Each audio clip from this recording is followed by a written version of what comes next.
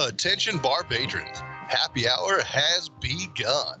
Drinks are our half price and it's time to loosen up from your work week. Show some love to your bartender, that lovable loudmouth with absolutely no filter, Trevor Garner. What do you know about this world and all its demands? Sometimes it's hard to face it. Your new boyfriend? Your future plans. That's Eric Bogosian. You know who he is? Get off your No. Get off your No. throne and have a little faith in this. See you later, alligator. Well, I saw my baby walking with another man today. Well, I saw my baby walking with another man today. When I asked her what's the matter, this is what I heard her say. See you later, alligator. After a while, crocodile. See you later, alligator. What about it? Wild crocodile. I'm just showing you who Eric Bogosian. He's one of my favorites. I've been to see him in concert. He does stand up like When I thought of what she told me, what do they call that? Improv. nearly made me lose my head. He acts out characters that he creates. He creates characters in his head. And then he goes on stage and acts them out. That I saw her, Never heard of him. reminded her Anyway. what she said. I'm just letting everybody See know you later, alligator. I have dreams about him. At the wild crocodile. It's scary to meet him in the house. At the wild crocodile. Can't you see you're in the way now? Don't you know you can't style? All right, Zomby. So what's happening? I just got back from being up above in San Francisco. Really? Yeah, went down Friday morning about 4:30 in the morning, and we left about 3 o'clock this morning and got back. Did you take your $20 for the motel room? She said, I'm sorry, Okay. Daddy. What'd you do in San Francisco? My love is just Left in a tent like everybody else. she said, Lived in a tent? forgive me. No, we went to up to the wine country. Went wine tasting and shit. It was really cool. Oh, by Tom Lickass? I said, wait. Up where they had the fires recently, where the places got burnt down in the fires right before the pandemic or right after the pandemic. Yeah. And this is what Brett will know about it. Russian River. alligator. At the wild crocodile. See you later, alligator. The reason I came up with this song today is because I was looking for news to talk about. You're like when I did the Poor Man Show, I had to like come up with topics for him. And I go, everything's like political, or we're watching like people my age die. You know, it's like, oh, you know, I had that guy from Friends die. What was his name? Chaz. Matthew Perry. Matthew Perry, 54 years old. We're watching all these people my age die, and I go, that's not a good topic. I don't want to talk about that. Everybody else talks about that. These are people who die. These are people who die. They're all my friends, and they died. I went out of this news, like strange news and the strange things in the news. They came up with this alligator that's supposed to be an emotional support alligator. Mhm. So that's a topic. So I figured, because nobody even listens to it. Oh, hi, Facebook. Nobody even, if I post anything like a piece of shit up there, nobody would even watch it. It's just you and Mike from Menifee and Kimberly will post hi or like they like it, Brett, but nobody else other than us posts on it. So I figured I could just put anything up there, and then nobody will still come. It won't matter. So I just said, put the alligator up. That's what I did. And that's the story about that. Wally, the emotional support alligator, went to see a Phillies game. He's an alligator. Then he went viral. That's what our news is today. This is our news. He's a viral alligator. Yeah, are you kidding me? A Phillies fan tried to come into game tonight with what they said was a service animal. Oh, Kimberly was mad because I posted her name next to it and said she has a service animal. No, I said emotional support dog. Oh, What's the difference between emotional support and service animal? bullshit anyway. Yeah, That's a lot of crap. yeah. What did Exactly. dog do? Dial 911 for you? Yeah, I'm no, going to commit suicide. Okay, I'll dial 911 for you. yeah, it's like calling somebody a dwarf or a midget. What's the difference? They're both small, they're goofy looking, and you throw them against the wall. And they're not me.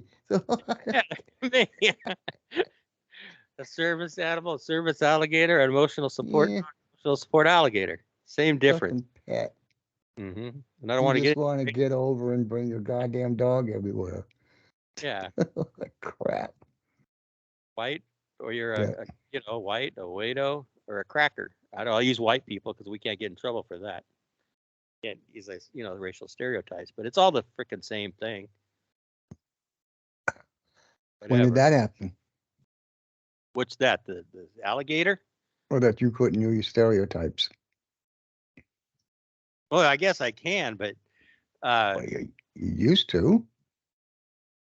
that's true. I still do with Riley and Madeline. Yeah. Ask me to Yeah. say them. Bring Irving on. Yeah, but I'm here. we're trying to do a professional show here. We don't do stereotypes, on YouTube. That's what we're trying to accomplish. So what's another word I can use on YouTube that'll get me banned? I don't. Well, there's a lot of them. I know, but see, Zomby says Trump- I never use Trump racial. for president. Yeah, Yeah, that'll get you banned in a hurry. Yeah. Trump is right. Stuff like that. so we're talking. Right?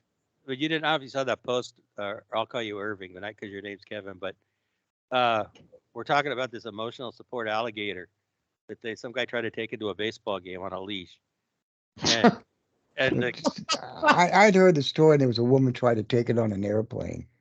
yeah, and Kimberly got mad because I said her emotional support. She has an emotional support dog, and she goes, "No, it's a service dog. Don't get it right." I go, "What's the It's a difference? service dog. It Service- laps It has peanut when she's yeah. butter between her legs. Okay, it's When, service when, dog. when she's out of butt wipes. Exactly. That's a service animal. Yeah, You're Fido.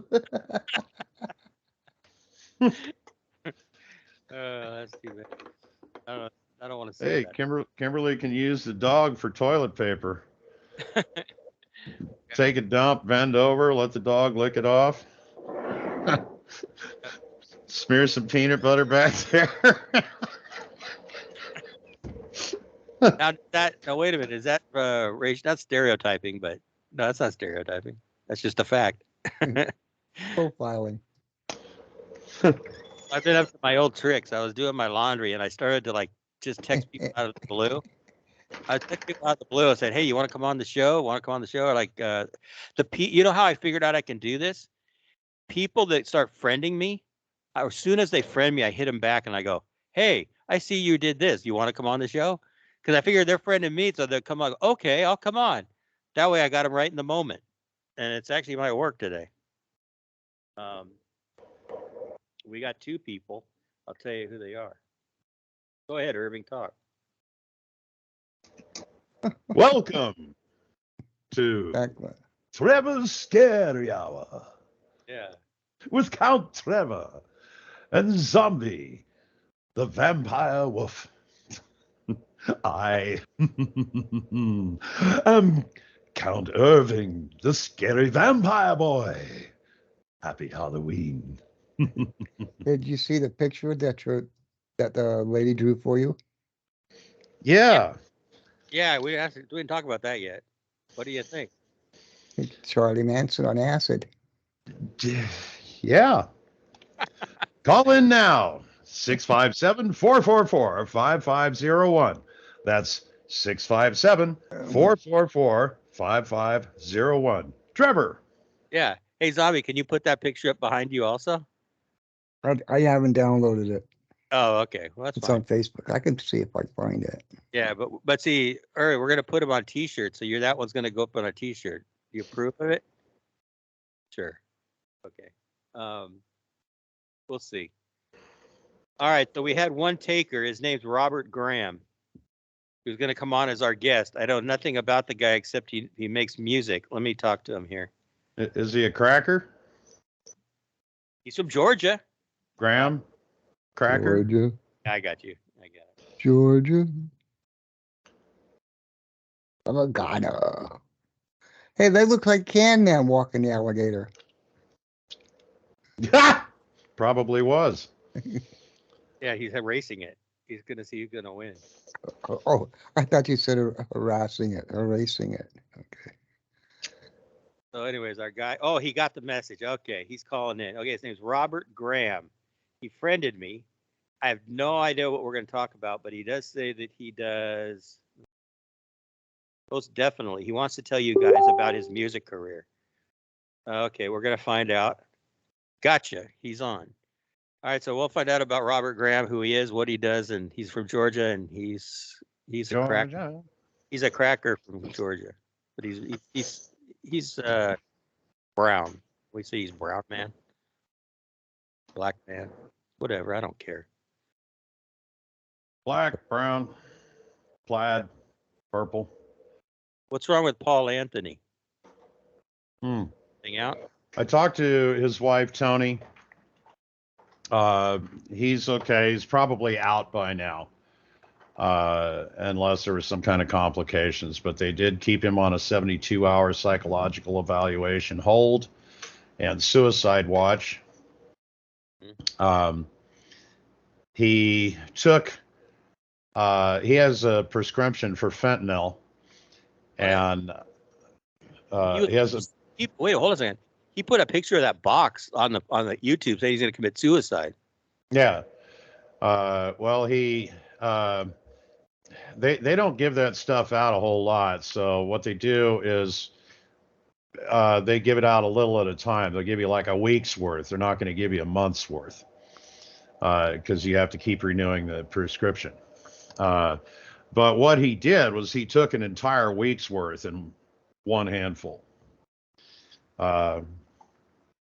One of his friends was smart enough to call 911, took him seriously, and called 911, and they got to him before he died. Tony told me that once they got him in the hospital, they gave him some kind of drug. I never heard of it before. I didn't know there was this kind of thing. This drug basically removes all drugs from your system, or at least fentanyl in any case. And so at the point when I talked to Tony, he was having a major drug hangover because it removes the shit from your system really fast. So you don't have time to slowly adjust out of it like you would normally. It's just crash, so he was drug crashing, and he was getting pretty nasty with the nurses, cussing him out, throwing shit at him and everything. Apparently it's to be expected when they put you on this stuff. It starts with an M, but I can't think of what it was. Anyway, he is probably out of there by now. I meant to call him, but he was still in ICU, and of course that's family only. They won't give him the phone for anybody but family. Well, he's been acting kind of like a drama queen or whatever, like on Facebook, put all this, I love you, I want to get friends and things like that. It's kind of, he's out there. Trevor, they got rid of this 1016 show. Yeah. Hey, we've got the guy on the phone. Facebook dumped Hey, it. wait a minute, hold on. We've got the guy. Hey, are you the guy that has the emotional support alligator? Hello? It's too much of a risk because of the safety protocols. I decided to decline that issue. What is about the alligator? It looks like you in the picture. Looks like Mike the Cam Man walking the alligator. Not this time, but right now I'm very focused. Is the cross-country record of 72 cross-country meets in a single season. I'm heading to Woburn for the Woburn Country Club for the Middlesex Cross-Country Championships. That's the all-league meet, followed by a triple header package with State Vogue. and the Mayflower Athletic Conference. Wednesday, I'm heading for the middle school meet for the Roxbury Latin Invitational. No meet on Thursday. Friday, back to Wimpin for the ISL Cross Country Championships, and then on Saturday, the Mooney Invitational. And then the week from Sunday is the New England Regional USA Track and Field Championships down in Franklin Park in Boston. You did it. Here, hey, Cam Man. Listen, There's your song. Who ain't a thought of what she told me? This is for, hey, you gotta have your 200-meter dash with the alligator. You're gonna lose. nope, I already passed 2,000, but this time I'm focused on my 72 meets with a single season cross country record. No one has never been accomplished ever before. Yeah. So how's Clam Chowder doing? Well, Clam Chowder has got some gifts from Nick Aussie. So it was an emotional moment for Nick Aussie. He said some feel the passion. And also, Brent Buckhatter was furious if the Clam Chowder was not the real person. He's a man in disguise in real life. All right, since we're on YouTube now, I'm going to post these up. Tell everybody what your top 25 list is, the one that's a fake list. Tell us what that is. The Clam Chowder issue that Brett hated so much. I know. Okay. But I don't know what your list is about. How do you make up the list? I mean, who really is number one? Me, The right? number one overall has have to be Mick Aussie. He is definitely the number one at the top of this game. Let me put my glasses on standby. All right. I'm going to give you time today because I just feel like it. You like to feel like it? Who was in top in the rankings? All right, the social media playoffs. You just want to know what's going on, right, Trevor? Right. Go ahead. All right. The number 25. His is after 54 weeks. It's Chris Shopping of the United States. Wayne Collins, known as Hector Dan Javier Jimenez, is at number 24. Number 23, Snooki, that evil bitch. She's at 23. Number 22 is Crystal Stocks. Number 21 is Leave It to Beaver original cast member Jerry Mathers. The number 20 seed, it goes to Pat Matthews of Beatorama. He's down in Louisiana. Then followed by John Popos, it's in 19. In 18th place is Huntington Henry. He does not appreciate trying to become number one in his own way. Number 17 is Tanner Goltz of the Apprentice Division 3 runner-up, who is the Iowa head of the delegation Republican Party. The number 16 seed is the Aboriginal model from Canada. It's Ashley Collingbow. Number 15 is actress and pioneer 92-year-old Mary Van Doren. And then number 14 is Liz Wild with 5,080. In 13th place, the one you hated the most, it's Eddie Pedicino. In 12th, Eddie, go ahead, explain. He's Ham Radio. He's Eddie Funichiero. That's his name. He That's has a show called Ham Radio on Facebook. That's correct. And also number 12 is Julian Diaz, the weightlifter of the Philippines. Number 11, my Brandon colleague and my good friend from the head of the military service, David Sutton. Then Don Hollywood Yates. Now the reason is with Don Hollywood Yates, they want to sing Dancing Naked People. That's why he is eliminated. Now, here is the top 9 standings. Before you get on, how come Christian Berman's not in the standings? She will not be eligible for next season. Is she on the phone? Where is she now? Can you hear me, Christian? She's not in. Okay. All right. Keep going. All right. The number 9 seed is from the Campins Company, Katrina Campins. The number 8 seed is Robbie Risk. The number 7 seed, Frankie McDonald. He needs the 6,000 points to keep the Facebook rankings alive.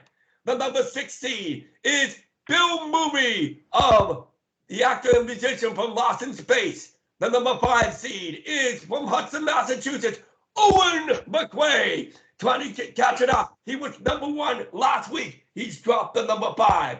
The number 4 seed is Linda Gay Scott because of Halloween creativity. The number 3 seed is the Snake Charmer, Archie J. with the public service message about scam artists and fake people trying to pretend to become Snake Thomas wannabes. It's a scam. But she is the real thing to prevent it from being all the scammers. The number 2 seed, thanks to her daughter Athenia Gemines, as Mary Joy Cabell scored big with 14,265 points. And the number 1 seed is none other than Mick Aussie. Maintains his number 1 seed. He is now the new leader with the record-setting 14,350 points. Pretty good. I missed that. Could you do that again for me? No, once is enough. I don't know. I was trying to use that doesn't work. Anyway, here, let's try this one for you. All right, here we go. Thank you. And we are projected as the season career after Foot Locker Northeast Regional standings. We are projected 72 meets with 2,162. Is anybody else before I say goodbye off the air? Yeah, somebody from 214 area code's on the phone. Who is it? I wonder if the 214 is down in Los Angeles. All right, guys. See you guys then. See you next week. right, Hey, man. On Trevor. Good seeing you again. Happy Halloween. Happy Halloween to us all. God bless. Bye-bye. All right. We did his What? top 10. Who? Oh, wait a minute. Is this Cassidy? Yeah, it's me. I called just in time. Oh, okay. She finally got in this week. So I say hi to Zomby I saw Hi. Hello. and Irving, and we just lost the cam man. He did his top 25. I can't find that picture I of just Irving. heard. Came on the call. I heard. Say hi, Claire. Hi. Hey, it's her again. Where'd she come from? She just walked in. I thought she's out trick or treating. She was Ariel, right? No, she was a doctor. Oh, okay. I thought she's gonna dress up as Ariel. No, I was gonna No, guess she was a Elsa. doctor. No, I'm She was guessing. gonna be Elsa. I don't know what I'm gonna be yet. Elsa. So who is this? Who's the little kid? It's Claire. Remember? I know who it is. I want her to answer. Oh, okay. Zombie. Who's that? Eddie Murphy? No. What's Eddie Murphy? Anyway, we have a guy It's coming on today. buckwheat. I know who it is. He did Eddie Murphy did Saturday Night Live. He did buckwheat. Oh. Okay. No, Graham. Where's Graham Cracker? He's supposed to come on. Retard. Robert Graham. I can't find the pictures Christine drew of Irving. I can't. They're on Facebook. I can't find them. They're under the happy hour page. You can. Yeah, they're gone. Oh. You know what? That has been an ongoing problem with Facebook ever since their last update. Yeah, they're gone from the page. Tom, I'm looking at the pictures. They're actually not gone. They're there. You just have to find them, and you ain't gonna find them by scrolling. You have to know who posted them. If you know a date, you can type that in as well. And that's about the only way you can find shit if you can't find it by scrolling. Wow. Hey, you should have it now. I sent it to your message. Okay. Okay. Well, okay. Dylan wants on now. Hey, they're coming in. We got calls.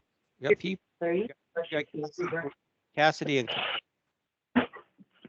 Yes. I know. I'm just saying we got people. I'm just trying to get the guy from Georgia. His name's Robert Graham. But let me see. Let me get Dylan. Hold on. People who eat people Talk to Cassidy are the zombiest people. Come on. Yeah.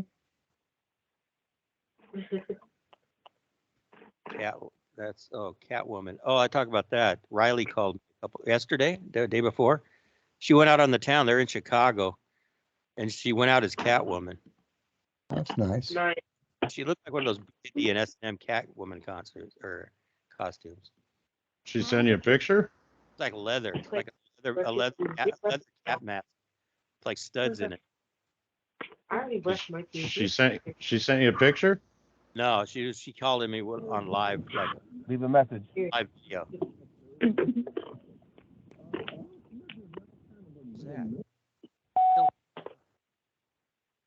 Wow. Was that me? No. The guy named Benji Greenberg we had on before I accidentally dialed the number. So he might come back. Anyway, I'm going to get my cell phone. I'll just get off of that real quick. I lost my cell phone last week. So I went and shipped I bought like an iPhone 15 and it didn't work right out of the box. It didn't work right out of the box. I took it out. I couldn't program it. So I sent it back. I said, fuck this iPhone stuff. And then I mailed it back yesterday, FedEx, but they programmed my old number into it. And now I bought another Android phone, the same model as mine, but the newer version. And I just called them up to program it. And they said, sorry, we can't program it until your other one is returned and it's checked back in by Spectrum. Their company that checks the phones when they get, what do they call that? Return. You really should stick with an iPhone, dude. Oh, I'm not. You know what? I got this next one for free almost. Plus, I got an extra phone for free. So, but the problem is, no matter what phone I get, they won't let me transfer the number until the old phone, the broken phone they sent me back, gets to them. Now I'm another week without my number again. Oh, jeez. I mean, and then they're going to charge me a $50 restock fee on a broken phone they sent me. You believe that? Did you buy it through Verizon? No, I got it through Spectrum. I got all my stuff's on Spectrum. I went to Verizon. I'll tell you what they do. Their monthly fee is like $65 a month for one line. I'm paying $29.95. So get a hold of customer service at Spectrum and tell them you're not going to pay a restock fee for something that doesn't work. I know. But I still got to get to work. So just tell them you're not going to do it, and they'll handle it. They'll deal with it. They won't make you pay it. All right, I'll let everybody know. I don't like them. So there's the video. Irving. So Cassidy. We're doing this upstairs. Tell us something that's going on in Texas. Just don't make too much noise, please. Don't do too much. Don't do what you did last week. You were just cutting up. Ooh, Claire? I'm sorry? Claire was cutting up? Yeah, just cutting up. Just doing the same old. What was she doing? Basically just playing around, doing a little too much horseplay. What do you think of that, Irving? Didn't want her to get hurt. But she was being good. I know she had a lot last week. She had a lot of fun with Irving, asking him random math questions out of the blue. That was fun, though. Hopefully this recording stays so we can get it up on YouTube. She's a good kid. Yeah. Yeah. She's a good kid. Go ahead and take the duct tape off her. Yeah. He said he was joking. He said Duct tape. They said you're a good kid. Yeah. You have to tape on me in the first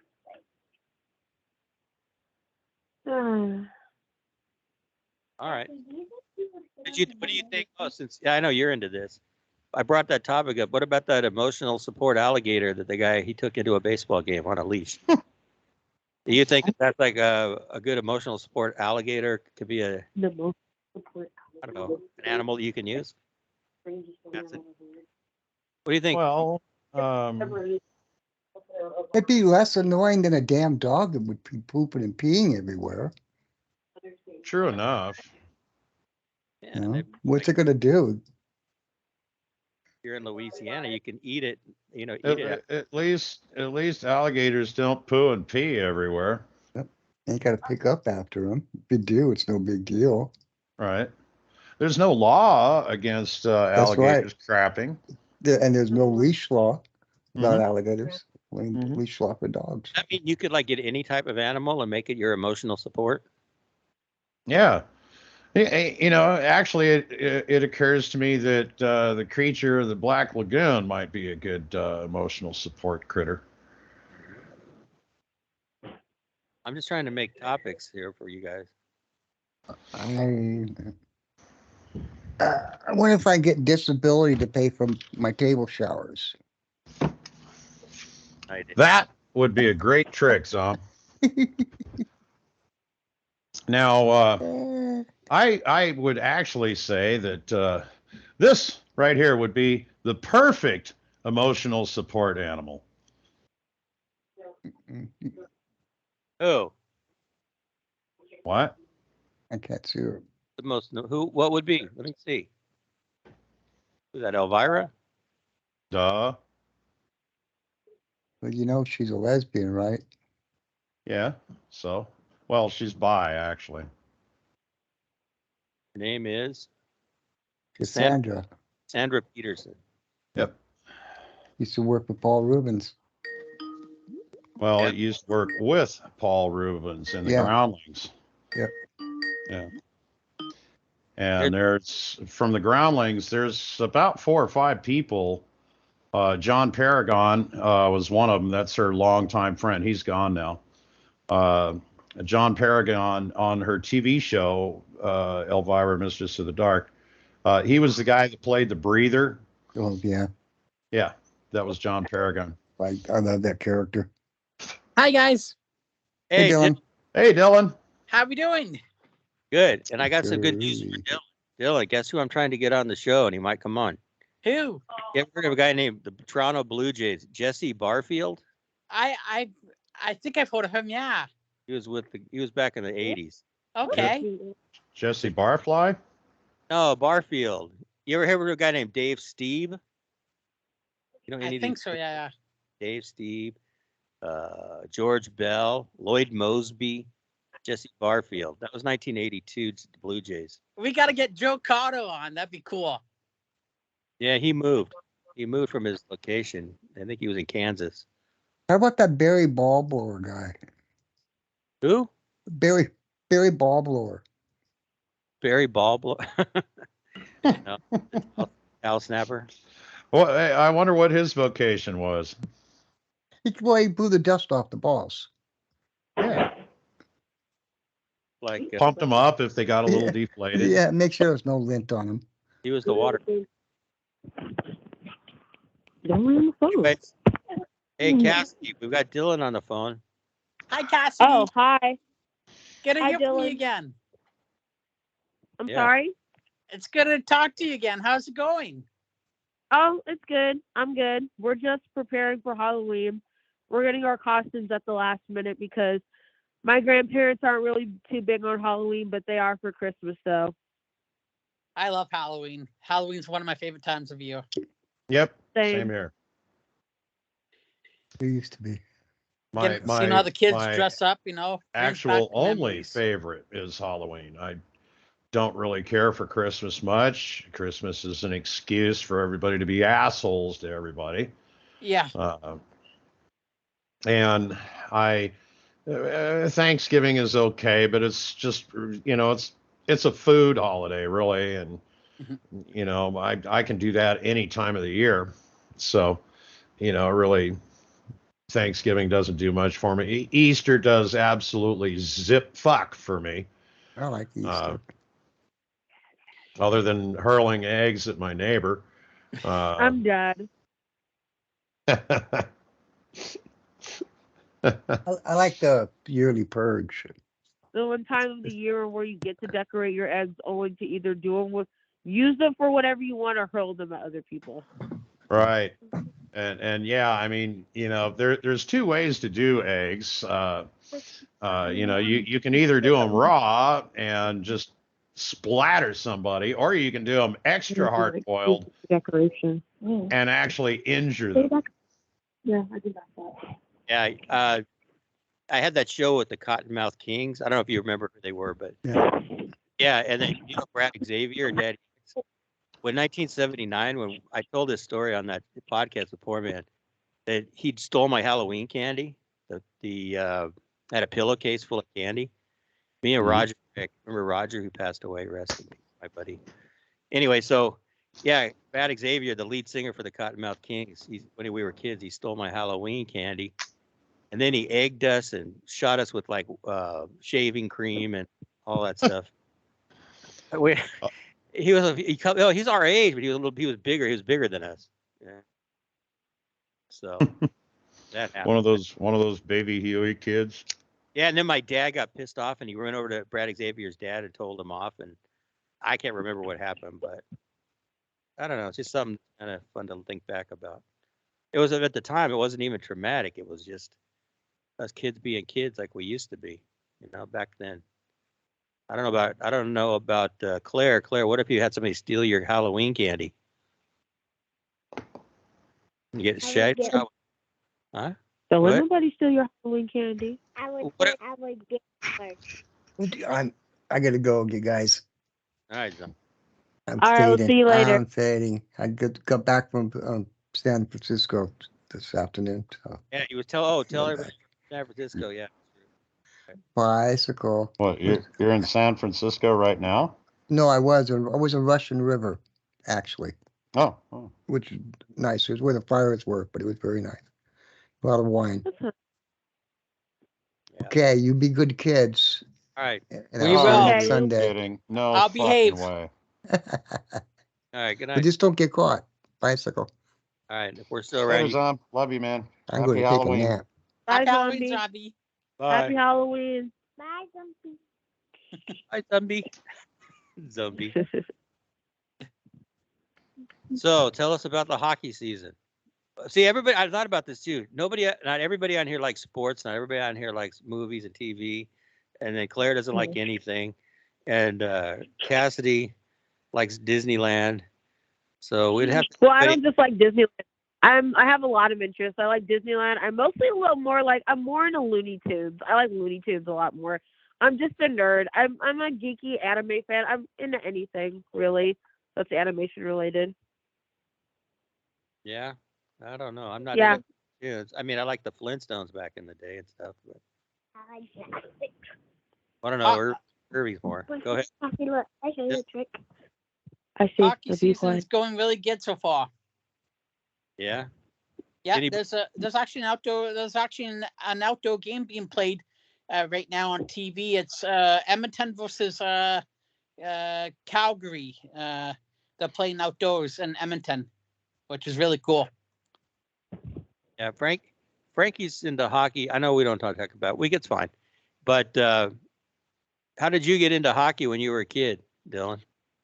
I just started watching on TV, and that's how I grew up. And watching the Maple Leaf games, on Saturday nights, that's what you'd watch in the household.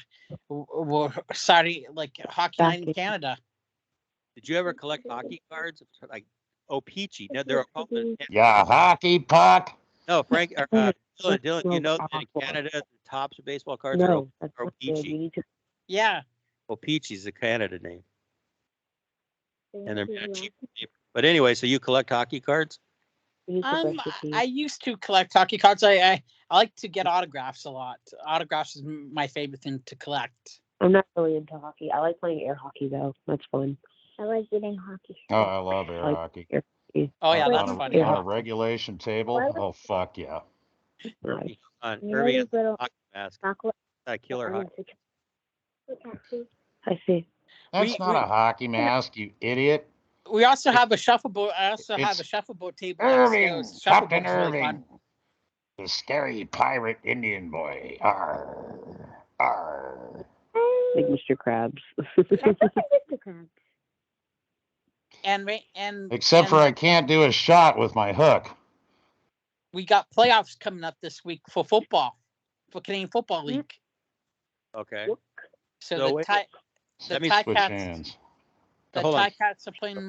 Ticats will be playing Montreal on Saturday in the Eastern semifinal.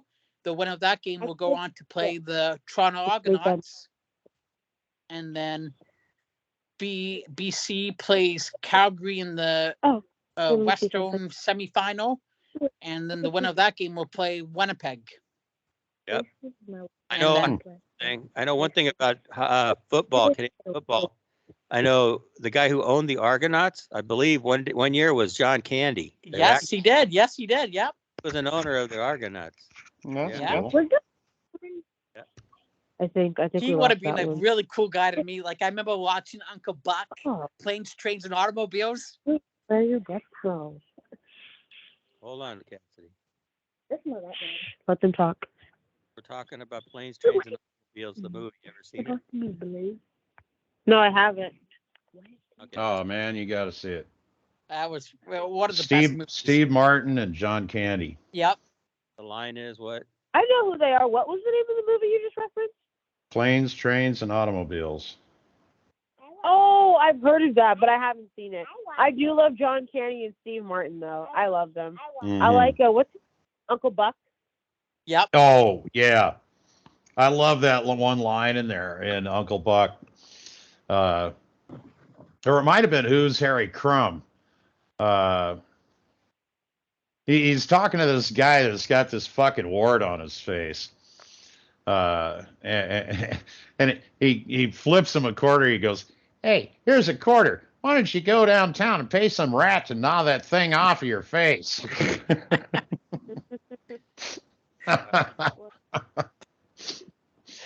One of my favorite parts of the movie is when he's knocking on the Ron house at like 4 a.m. in the morning. Oh, Uncle Buck? Yeah. Yeah, that's that one. Yeah, John Candy. And then, the wrestling when he was in, remember that wrestling scene? Was it Stripes? I think it was in Stripes, yeah. When he was like in the mud wrestling with the girls. Oh, right, yeah. Mm-hmm. Yeah, he was Stripes. great. And then his last movie, which was a comedy western, Wagons East. Yeah, that's where he died. Yeah. They had a body double fill in for him. They got most of what they needed from him already when he died. But they did have to have a body double come in that they shot him from a distance from the side and from the back, closer up. That was a shame. Talk about acting. Like, remember that guy? He just died yesterday, Matthew Perry. Oh, yeah, Oh I my saw God. that. I just heard about that. From Friends. An actor from Friends who passed away. And they said it wasn't suicide. He died in a hot tub, just I guess. Yeah. Fell asleep or something? Yes. He must have. That's unfortunate. He must have stayed in there for too long. What? A man who was on a show called Friends passed away, and he drowned in his. I got me thinking about people like with like rich money. I mean, she has that Friends money. You know how much money he probably is worth with that TV show money. And after all that money, at 54 years old, he's gone, wiped out. And it's like that don't matter at all. Matthew Perry was 54? Wow. Yep, he was 54. And 54 years old and he's gone, and all that Friends money means meaningless. I thought he was quite a bit younger than that, actually. Oh. Well, he has been around for a long time, and I haven't seen a whole lot of his movies, so that's probably why I think that. One of my other favorite movies is Mr. Doubtfire. Oh my God, with Robin Williams. Yes, I love that. Yeah. Yeah, me too. People are calling me Mrs. Doubtfire because I wear these compression socks. Now, Did you know there's an animated scene in that movie? I think there was supposed to be an animated scene from that movie. I think it may have gotten cut. It was by Chuck Jones. He's awesome.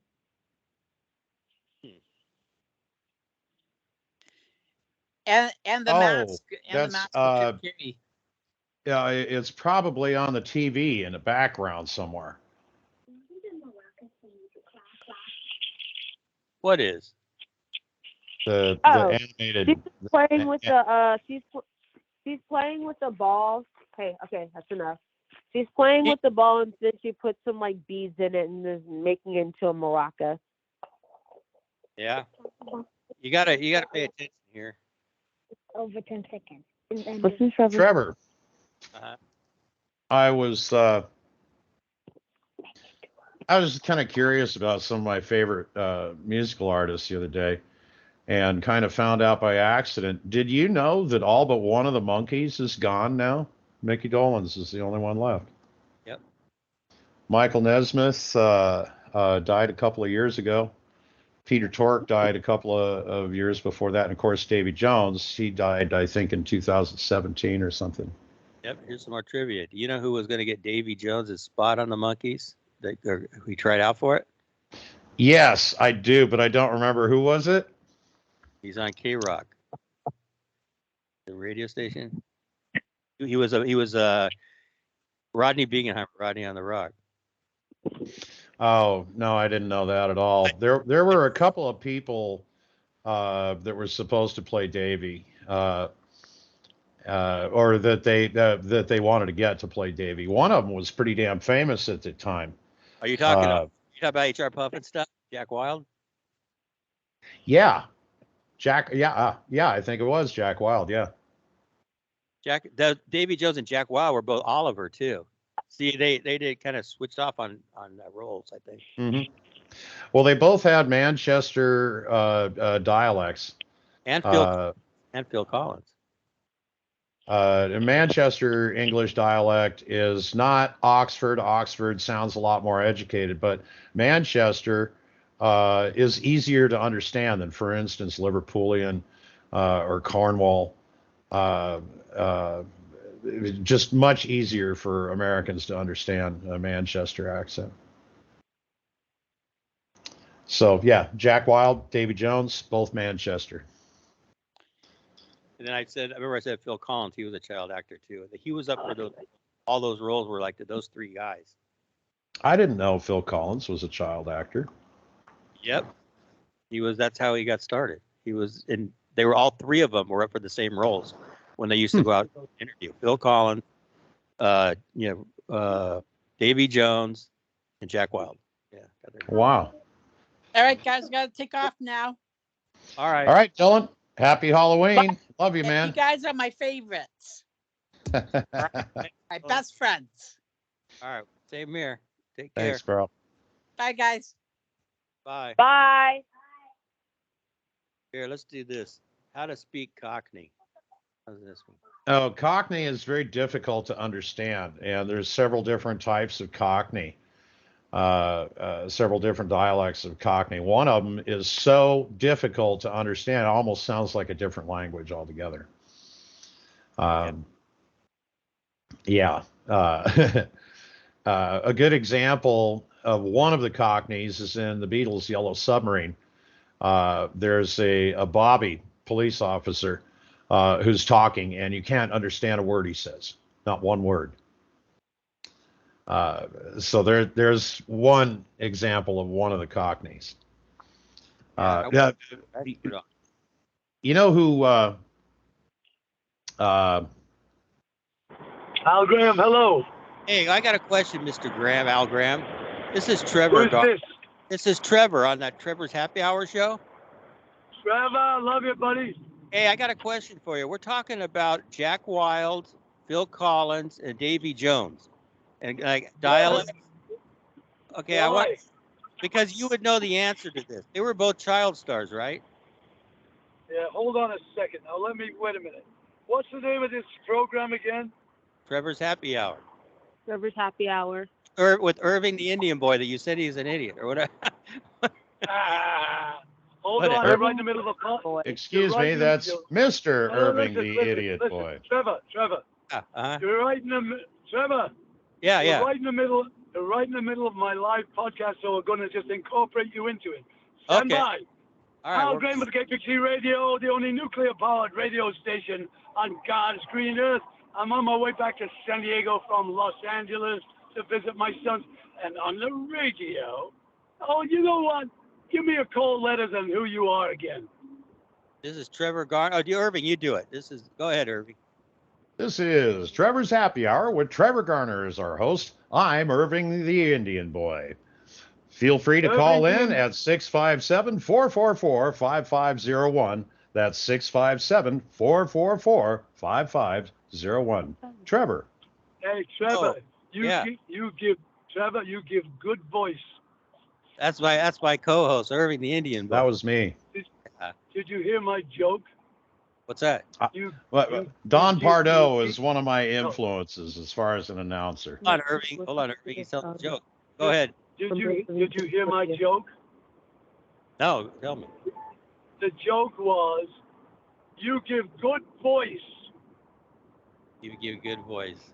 I get it. Okay. I get it. It's manic British humor. Exactly, but we have a child on the line. Oh yeah. Hey, what's the subject today? The subject was how to speak Cockney. Like we were talking about dialects, and then we were talking about the Davy Jones and Phil Collins and the child actors, and you would know about that area, Manchester. Jack Wilde. Jack Wilde. Let's start off on dialects. Where I come from, Liverpool dialect goes like this. All right there, you know what I mean? I'm a working kind of Liverpool fella, and I talk right down to the earth like that. I have no fucking frills. But if I'm the Beatle, I was middle of a class, you know, and he talked kind of low down through the nose, you know, a bit posh. So all right, this working fella and the posh fella, Paul McCartney, you know, being the Beatles. Okay, Manchester, 15 fucking miles away, talks like this, Davy Jones. Hello, you know, by gum, we'll get bloody tent and we'll go camping. Not Davy Jones, okay. I forgot. Well, the Hollies, they came from Manchester. They would talk like that. Now listen, when you get to London, you've got... And then, of course, you have Oxford, which is a bit more educated sounding. Rather like this, I might say. Who taught you to speak broken English? Now listen, son. Who is that? That's Irving again. The guy you said he had good voice. Yeah. No, whoever made that Cockney accent did a really good job. Hang sound on, like someone I can't put my finger on who you sound like. Who is that? Who is that? That's Cassidy. Cassidy. Oh yes. Yes. Hi. Look, I'm going to speak Spanish to you. Are you listening? Yes, I'm listening good, loud and clear. I know how to speak Spanish. Hush, he's talking. Losa, I'm going. Are you ready? Yeah, go ahead. Los Angeles están contigo usted por la eternidad, which means the angels in heaven are with you for all eternity, my dear. God bless you. Thank you. Now let's get back to the Cockney accent. Right. Okay. The Cockney talks, right. The Cockney, he talks right through his fucking teeth like that. You know what I mean? He doesn't fuck around here. He said, boy, come out if you're fucking troubled some other fucking place, all right? Don't fucking bring him down here to my manor. Fuck off. That's the Cockney. Well, and I was telling Trevor that there's a couple of different Cockneys. One of them is not understandable to Americans at all. Sounds like a different language. Well, listen, they don't exist anymore because they knocked old Cockney down and scattered them to the seven fucking winds. Listen what happened. That old accent, hello, mate. Do me a favor. Run. Oh, run. You're going to break it. Oh, please run. Real fucking Cockney. Okay, now, there's a fast talking Cockney, and he talks like this. Right, get your fucking stuff, get it outside, I'll put your fucking head in if you don't get it out. Right now, mate, get off my fucking minute. Okay, now you try to figure that one fucking out in fast motion. Exactly. Remember this. In England, there are hundreds of different fucking accents. I mean, and listen to this. 13 miles from my house in Yorkshire, they still speak in dead tongues. Now listen what a dead tongue is. Dost thou know that thou hast committed a great sin against the city of Salford, lad? They fucking still say thee and I in biblical terms. How about that? They say like if you do something else, can you do Cornwall? Now listen, the pirates down there. I want to tell you something. Long John Silver. Oh, lad. I put 30 cup carrots in there down and planted them in the spring. Arr. That's fucking Cornwall. But here's another part of Cornwall, upper class Cornwall. It goes like this. They have poetry. And there's the language. Listen to the Gaelic. Hast ever seen a mallet passing through a cannon, clunking a gay? Has you ever seen a mallet, a duck, passing through a canal with clay in its mouth? So, I like weird that fucking one. language. I wonder if you can do an Irish one. All right, now Irish. you got on one of. Well, you of got on course one they of can these do things. Irish. We're gonna do Irish, Scottish, Welsh. Stand by. Okay. Irish. Well, no, I'm on the radio now with a little lad. What's your name there, Peter? Well, listen, Peter. My mother was raised in Dublin, and we talk right through her teeth like that now. And in Belfast, across the fucking river where we're always killing those people, they're a very right tight through the teeth like that, you know. A different kind of Irish, a steer Irish. But the southern Irish, they fucking talk like that. I'll fucking tell you this now, lad. If you don't buy the next round, I'll pull your fucking lips off. Now, go on with you. They are. Now, Scottish. Very, very many grades of Scottish. But here's Glasgow. I'm only a typical working man, as anyone here can see. But if I get a drink or a Saturday night, Glasgow belongs to me. Now listen, Sean Connery, it's just like you were rubbing your balls when he talked. Miss Moneypenny, he had a Glasgow accent, but it was through his nose and more sexy. He was fucking me when he was talking to you. Miss Moneypenny, James Bond here. I want to play it. Scottish. Okay. Now, I've got a question for you. I can't think of the name of the area. The dialect sounds very much like Southern, American Southern, educated. Give it a whirl. Cut to the fucking chase, son. Let's get on with this. Well, I'm trying to get it in my head, but there's an area in England whose accent sounds very much like Southern American. I'm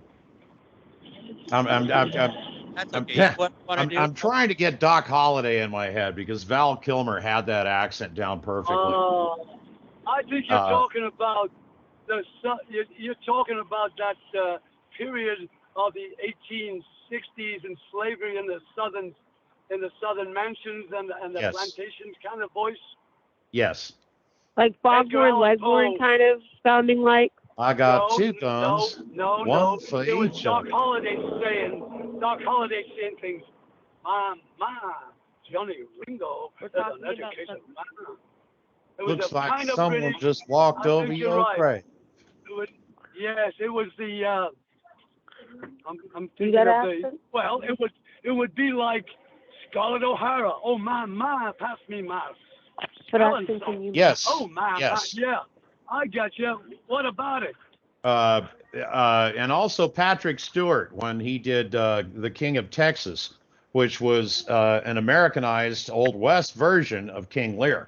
Patrick Stewart used, rather than trying to learn how to speak Southern, he already knew the dialect from England that sounded pretty much just like Southern. Yep. Well, you know, him and his brothers, they grew up in Donnie. Well, you know, Donnie was always a dancer. They were Southern boys. They knew the old Southern language anyway. So I didn't see that movie, but I saw a mafia movie once in New York City with a bunch of gangsters, and they were doing Macbeth.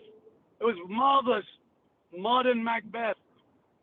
And what about You this? know, Hey, wait a minute. What about this one? How about Dick Van Dyke? Hold on. Hold on a second. Hang on.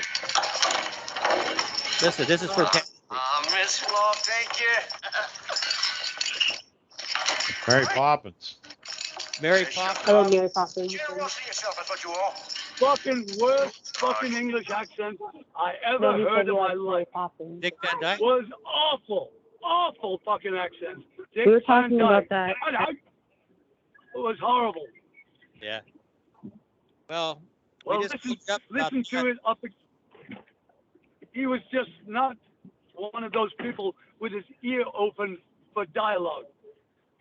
He always went from himself, and he never did much in any other character than himself. And so when you don't learn and know how to listen to the accent, that's how you learn, by the way. When you can hear it, you can speak it. Oh, Yeah. another one I Yeah. want to ask about. Hey, You're what dead on there. That's how I do it. I listen to it and listen to it Yeah. and get it in my head so that I'm thinking in that accent. Yeah, but talk about Dick Van Dyke. What about Stan Laurel? Because he's Stan Laurel. What kind of accent? Stan Laurel was an Once Englishman. again, Laurel was from the Stan Laurel, the little English guy. He had an East London accent. Now listen, Oliver Hardy had a Missouri accent, and he was Laurel and big fat Laurel. Hardy was given an award when he was 12 years old for jumping into the Missouri and saving a boy from drowning. Yes, it's time to give you And he had a very upper class Missouri accent. No, get Who's undressed. fucking talking in this podcast? Get undressed. It's time to give you a bath. Cassidy. Shower. Doesn't matter as long as you're- What the fuck? It's Are we Cassidy. doing two radio simulcasts here? Cassidy. What the Get undressed. Yeah, you know what? It's all good. Fuck. Cassidy's giving her sister Can a you bath. strangle that fucking woman and get her off the air? I know. I'm trying to get her to get up. I heard my name being called. What are y'all talking let about? me handle this. Let me handle this, madam. I'm going to pinch your tits if you don't get off this fucking radio. We're doing a broadcast. You're doing a fucking cooking show in the background. Get off! No. I'm going to have the place washed when you're gone. How do you know that she might actually like that? I'm sorry, what are you talking about? You might. You're right about that. $40 an hour. My services for tit pinching. She doesn't understand that we're doing a show. She's giving her daughter or sister a bath. So Sister, your daughter. Oh, are doesn't you matter. kidding me? You're giving your sister a fucking bath. What is this? Are you kidding me? well, whatever. Is this radio porn? No, her sister's a What's kid. that? What the? Wait a minute. She's giving their sister a bath and they're adults. Am No. I fucking hallucinating now? Hang on a second. Cassidy's like Who's- 20. Hold on a second. Cassidy's 20 years old and her sister's like 5 years old. Well, No. fuck. I'm swearing all over the place. Oh, for Christ's sake. I'm going to kill myself. Actually, I'm 21 in Claire 6, but you were close enough, Trevor. 21 and 6. Well, why were you I'm talking just into the giving- show, Cassidy? Well, we can hear No. you while we're doing accents. Yeah, but I'm just trying to make sure y'all don't hear me while I'm trying to give Claire, cleaning. Did you just say y'all? Did you just... Claire, wait a minute. Did you just... I've been texting. Shut up. Did I'm you not texting. just say y'all? Yes, Yes. I did say y'all. I'm texting. Hang on, everybody. Y'all? She's Y'all come southern. back now. Cassidy is from Houston or Dallas, Texas. Listen, Ellie Mae, listen up. I mean Cassidy, listen up. Yeah. I'll Yeah. meet you by the cement pond. I'll meet you out back by the cement pond, and we'll have us some grits and jowls and hog jowls. Some Grits and jowls. Sounds good to me. Grits. Listen, where I come from, you don't have to lock your smokehouse. Tennessee. You want to make me play some hee-haw. And don't forget the whiskey and Oh, the- wow, man. Sorry, Whiskey in fellas, the I don't jar, drink. baby. One time, well, I that's was passing okay. through We'll make up for you Louisiana. on that. I'll tell you a joke about moonshine. Not a joke, a true story.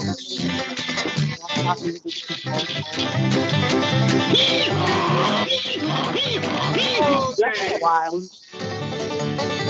Welcome to Hee Haw, starring Fucking Buckle. Lone Ranger strikes again. This is fucking great.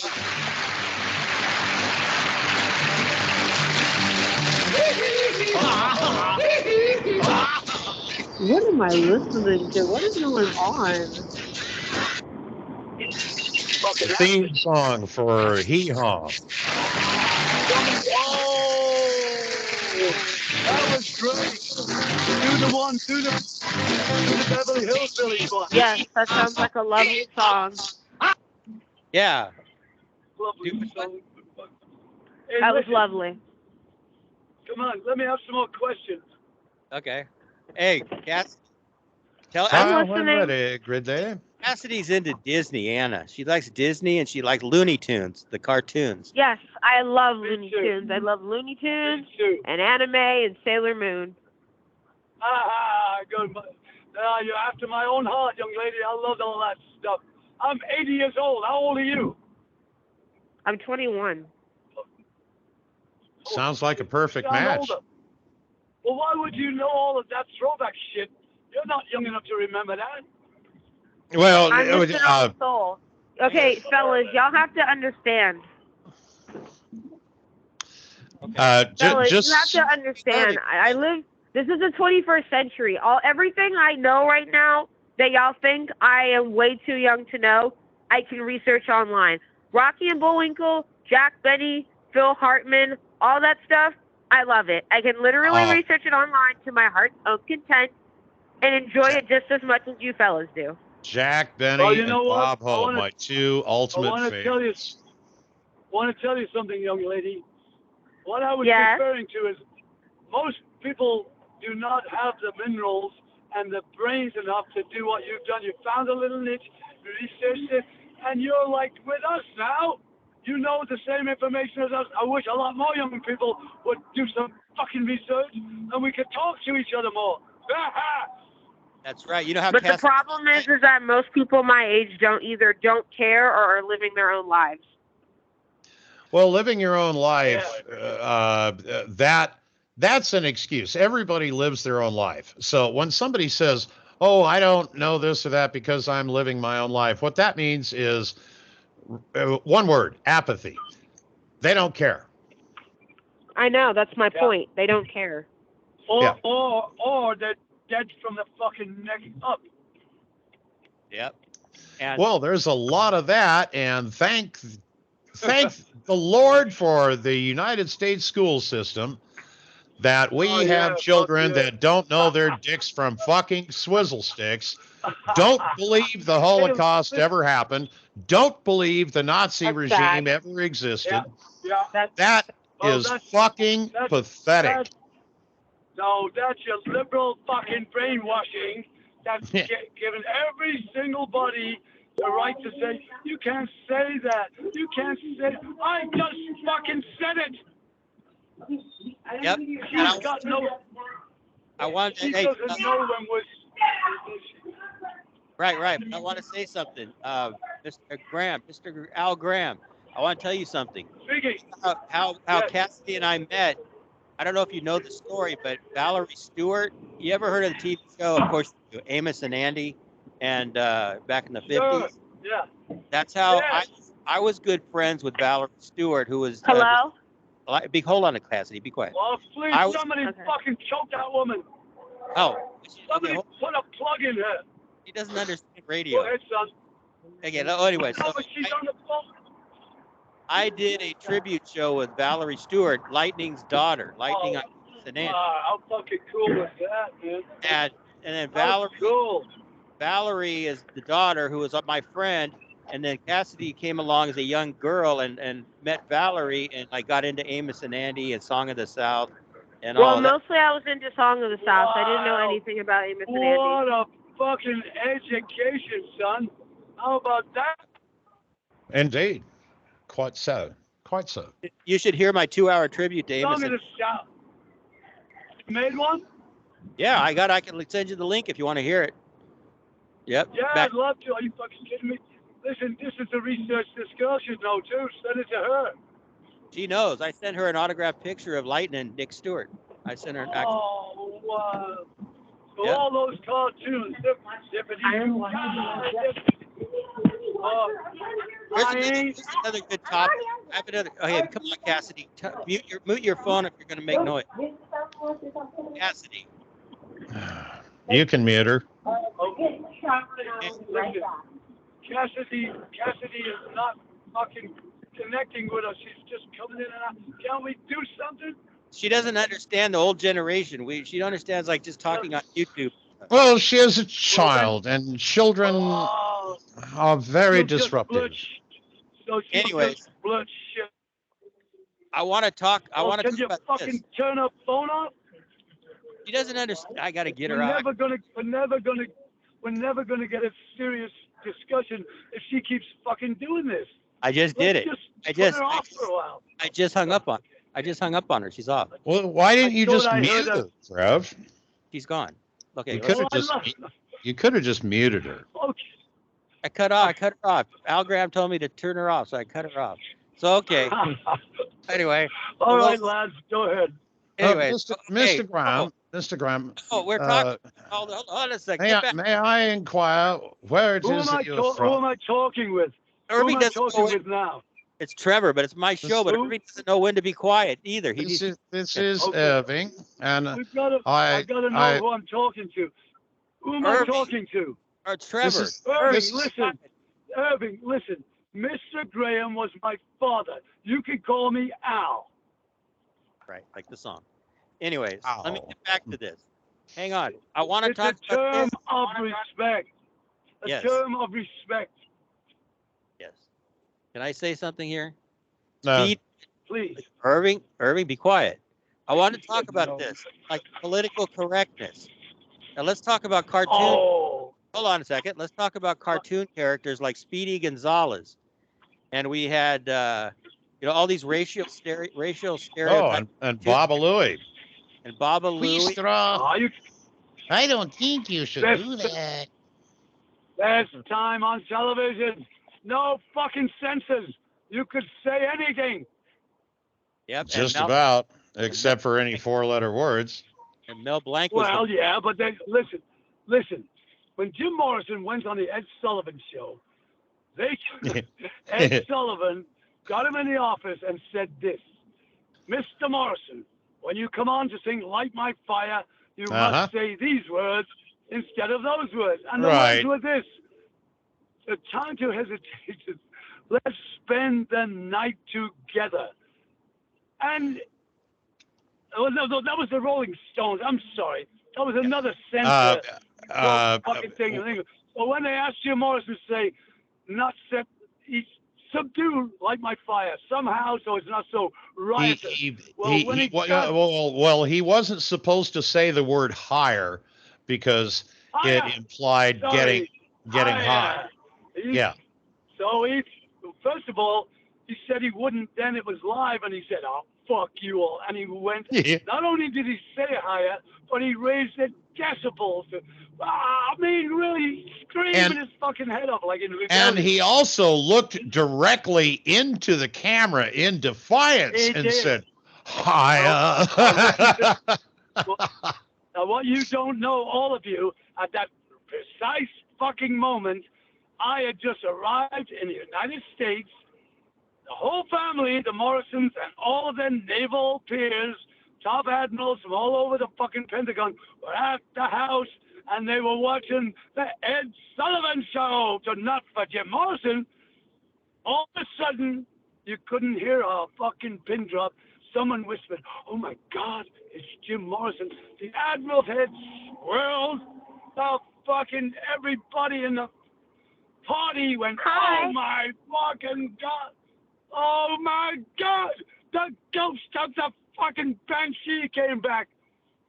She just said hi in the middle of a fucking story. I'm gonna finish. Hi. So this is. Yeah. No, this is Al. This is Christian. Christian Berman. She is an artist. And also a regular caller on our show. Al, Kristen, say howdy. Nice to meet you, Al. What kind of art do you do, my dear? He says. Oh, well, I draw a lot of famous people. I do custom work. If anyone has a request for me to draw something, just like Trevor did, I drew the cast of the podcast, and I'm almost finished. And I hope Irving liked his drawing. I do, and thank you very much. Thank Now you, wait a Wendy. moment. Can I ask this girl a question? Yeah, let me Of introduce course. Christian. This is Al Graham. Oh, I just did that, Trevor. Hello? Good God, aren't you listening? I am. hey, got brain damage. So listen, Kristen, is that her Oh, name? shit. Yes. She gone? Kristen, I'm is here. that your name? Yes. Can you tell me how old you are, my dear? I'm 44. You sound like a fucking munchkin. Are you little? Sound like I'm fantasy. 4. I have autism. I have Asperger's syndrome. So why don't you call me an asshole now, and when I'll slit my throat when I get home? No. Excuse me, my dear. No, she has Oh, no. Asperger's. A lot of people Listen. think I'm a kid. A lot of people Well, I'm think I'm sorry, a but kid. let me tell you will about tell my you. experience. Let me tell you about my experience with Asperger's disease.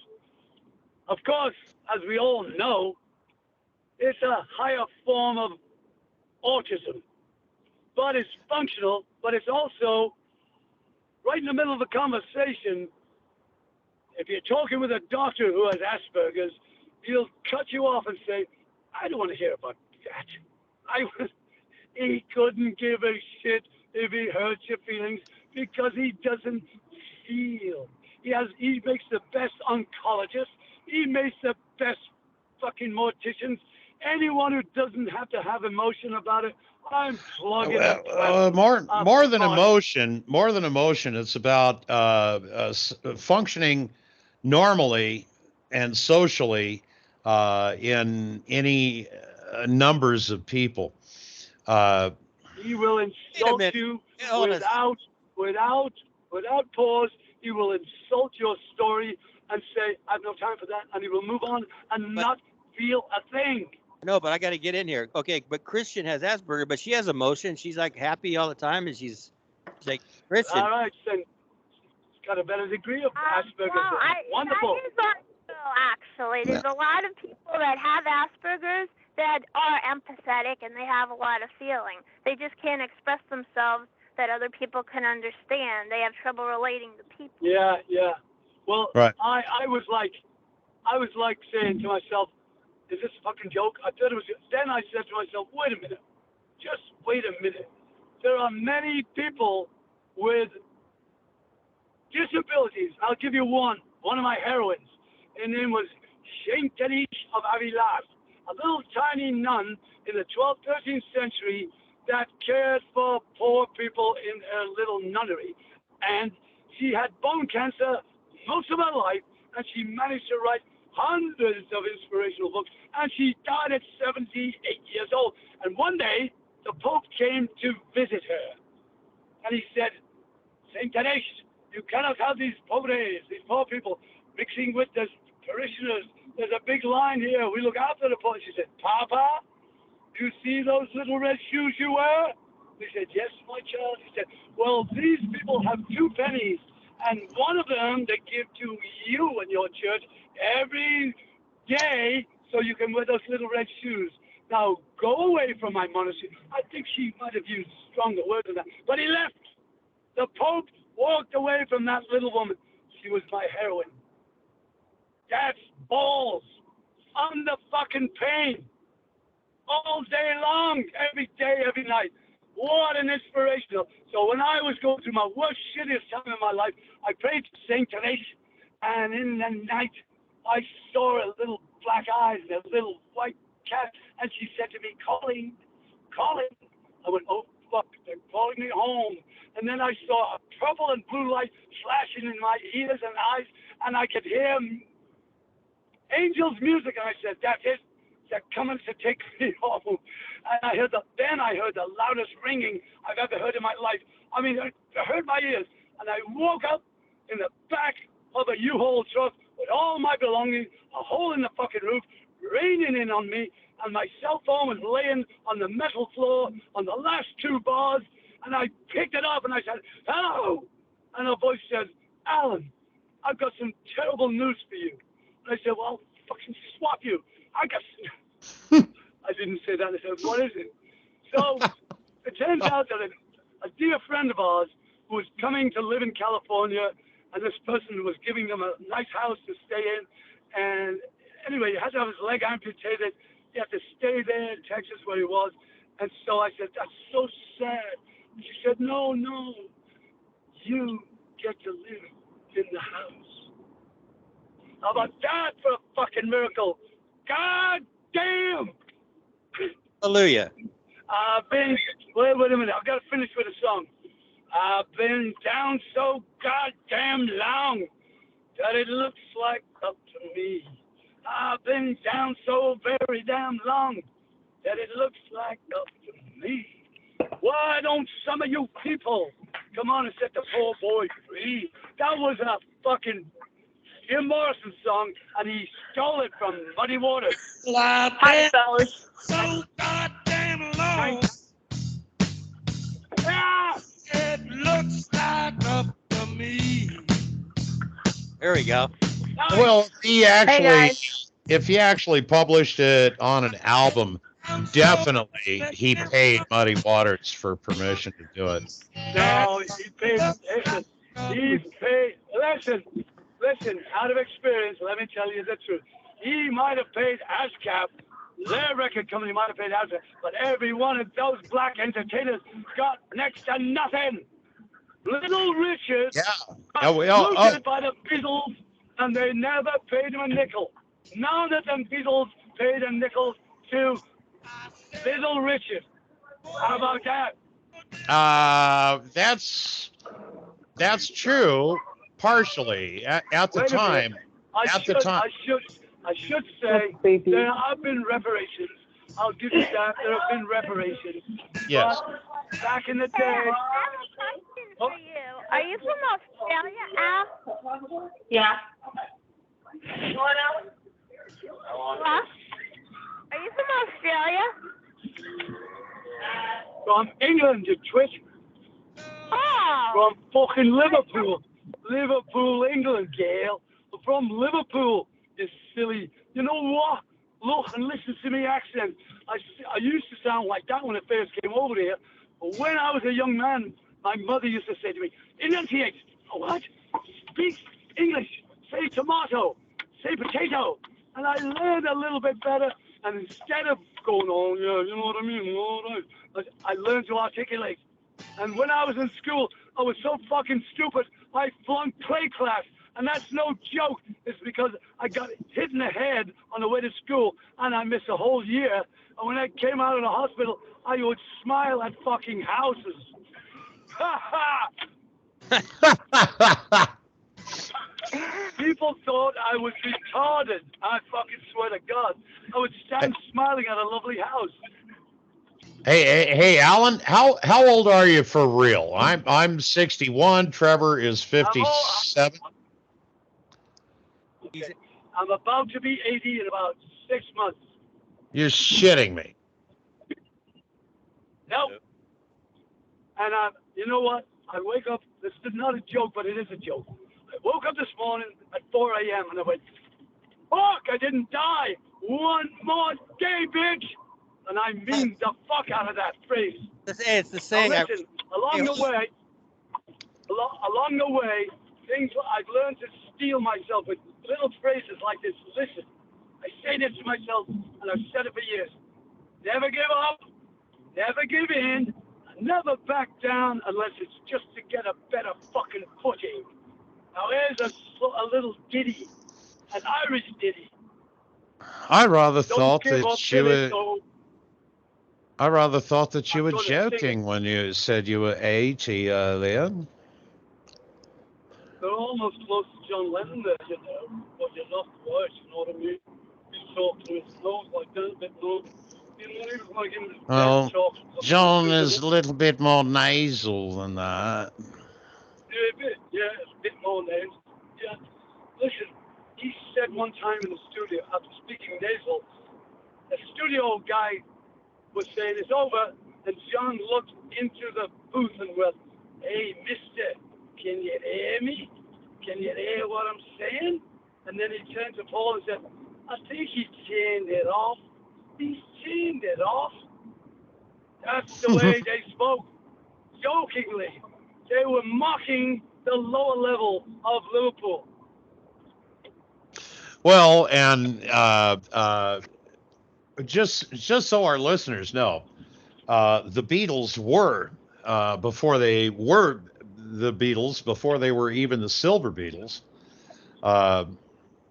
before they were the Quarrymen.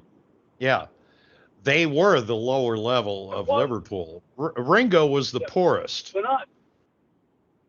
Yes, he lived in the Dingle, which was the roughest Irish part of Liverpool. But listen to this. When I was 12 years old. Exactly. When I was 12 years old, in a street off my street called Granby Street, a hay cart pulled up to the curb, and a prince had given a grant to Liverpool to have a little party for the kids, and everybody got a cup, and you got to paint your sidewalk, and you got to put out flags, and there was a band would come to play it yet. It was a fucking hayride band. They had a cart, a lorry, 2 bales of hay, John Lennon with a pompadour, Paul McCartney, 16 years old, and a couple of other people called the Quarrymen playing this song.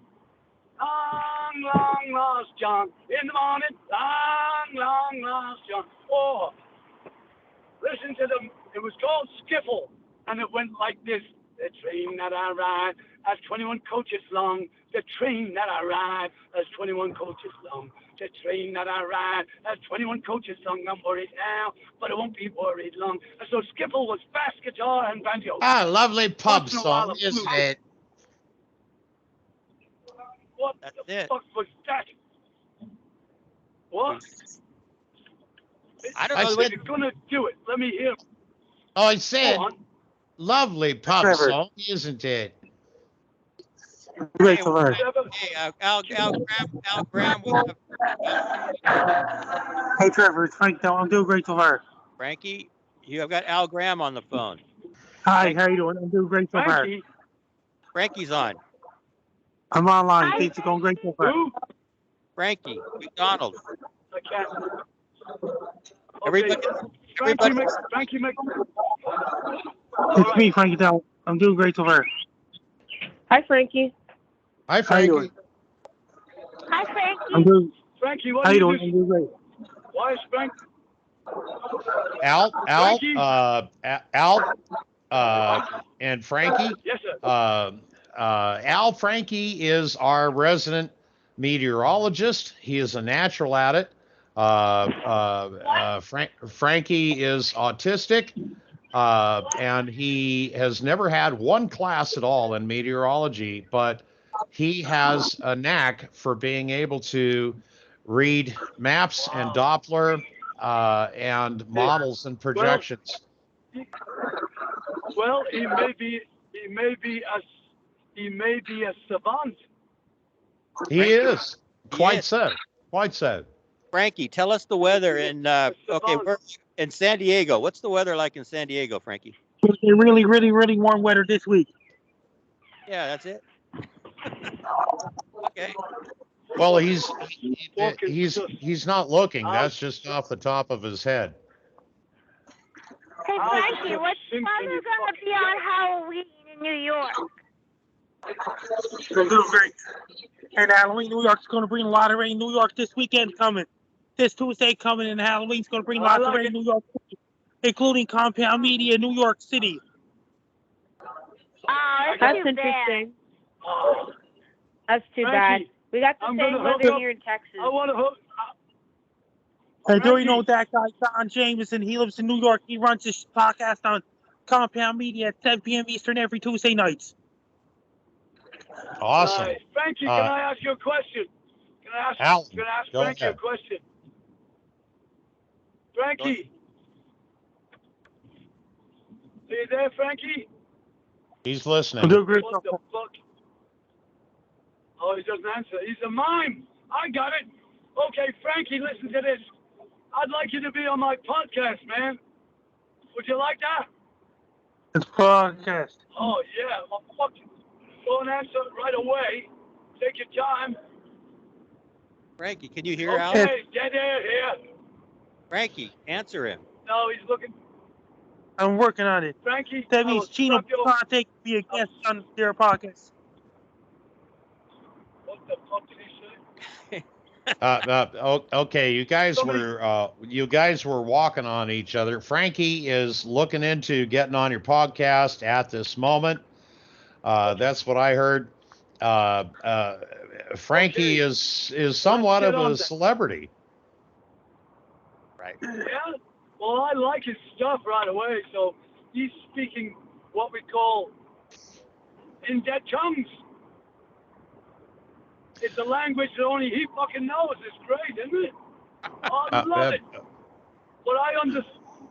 You know how far out I am. I fucking understood every word. I loved it. Gotta have it on my podcast, man. It's Martian. Thank you, Frankie.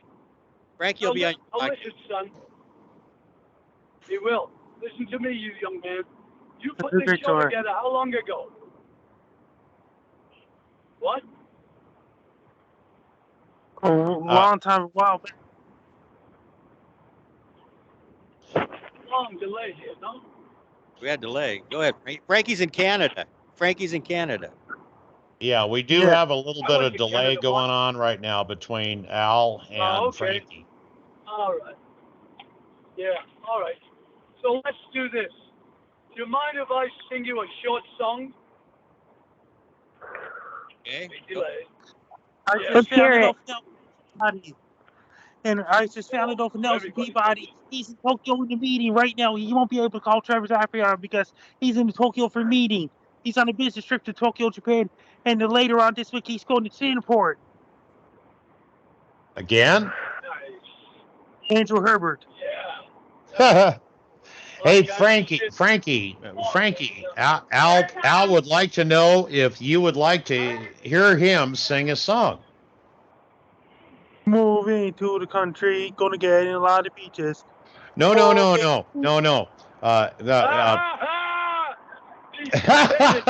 just sang a John Prine song, and it goes like this. Try to find Jesus, eat a lot of peaches, try to find Jesus on your own. Is that what you sang? Frankie was doing the song Peaches. Trevor, who's the artist?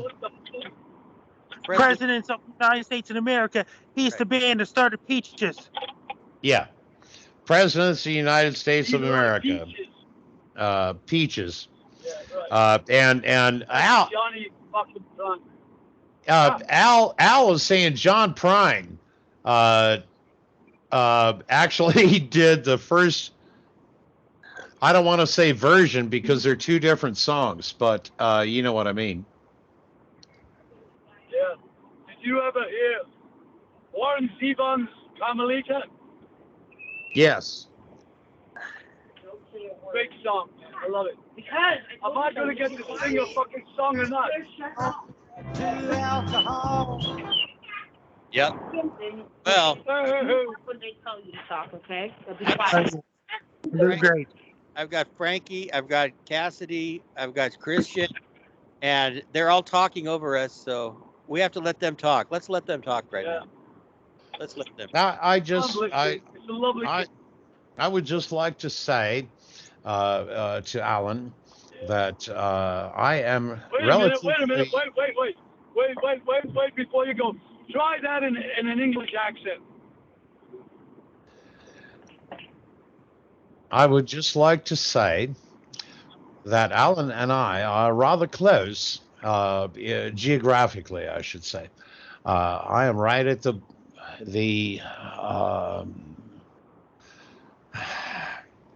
I am in South Riverside County, and the eastern border is right up against San Diego County, in the hills, of course. So, Alan, you yes. You want to meet on the border? Would you like to meet on the border? The border. Yes. You and I are rather close, actually, less than 100 miles, I should say. Well, listen, why don't you take your nose from out of your arse and speak to me normally? Oh, you want fucking normal? Okay. Yes, I fucking do. All right. Fucking You know normal, what the- asshole. you know what I'm the a word- hop, skip, and a jump from your You know dumb ass. And why the fuck would you want to live in there San you go. Diego? Jesus, mother, shit, ass, Christ. Fuck. What a shithole San Have you ever Diego been has to- become. Have you ever been to Coronado? Tell me that's a shithole. Oh, Coronado Island? Yes. Well, actually, my neighbor and one of my very best friends who just passed was stationed on Coronado. He just passed a couple of weeks ago. He was 77. He was a Vietnam veteran, and he trained in the Navy on Coronado, and asked to be stationed on a What's swift. his name?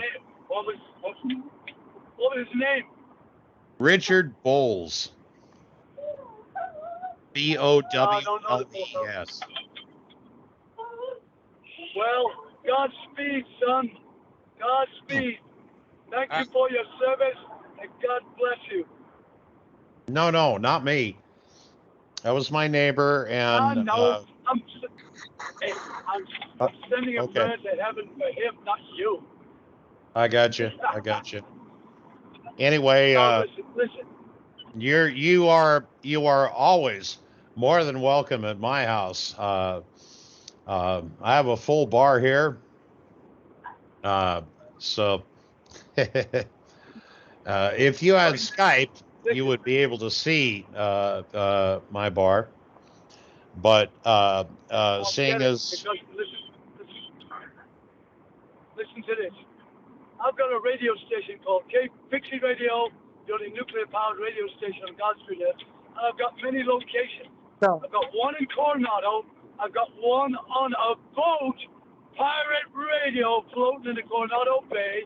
I've got one in a major real estate office in Chula Vista. Pirate Another one in radio. downtown San Diego. Yes! Pirate radio, I'm bringing it back. fucking A, dude. Remember Pirate Radio, the movie? Well, That's I what I'm remember doing. I remember the actual radio station. That was Scott Shannon. I do too, son. Was it Scott Shannon? Simon Dees would talk to the pilots flying above him, and he would say to them, hey, wiggle your wings and I'll play you a record. And the RAF would fly over the fucking boat off the 3 mile limit. Yep. And the government said to them one day, now look here, you can't be doing advertising. And they said, well, listen, we're outside the 3 mile limit, so fuck you. And the government said, no, fuck you.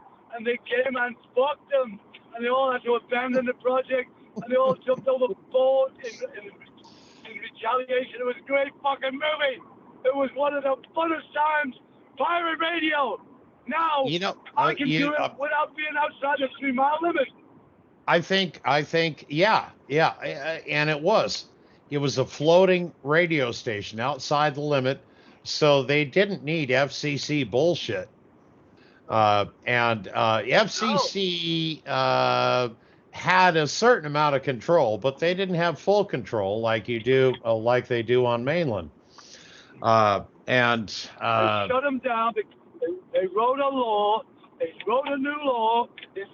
And they shut them down for some really bullshit. I don't know, safety violation. They had an old fucking. And that's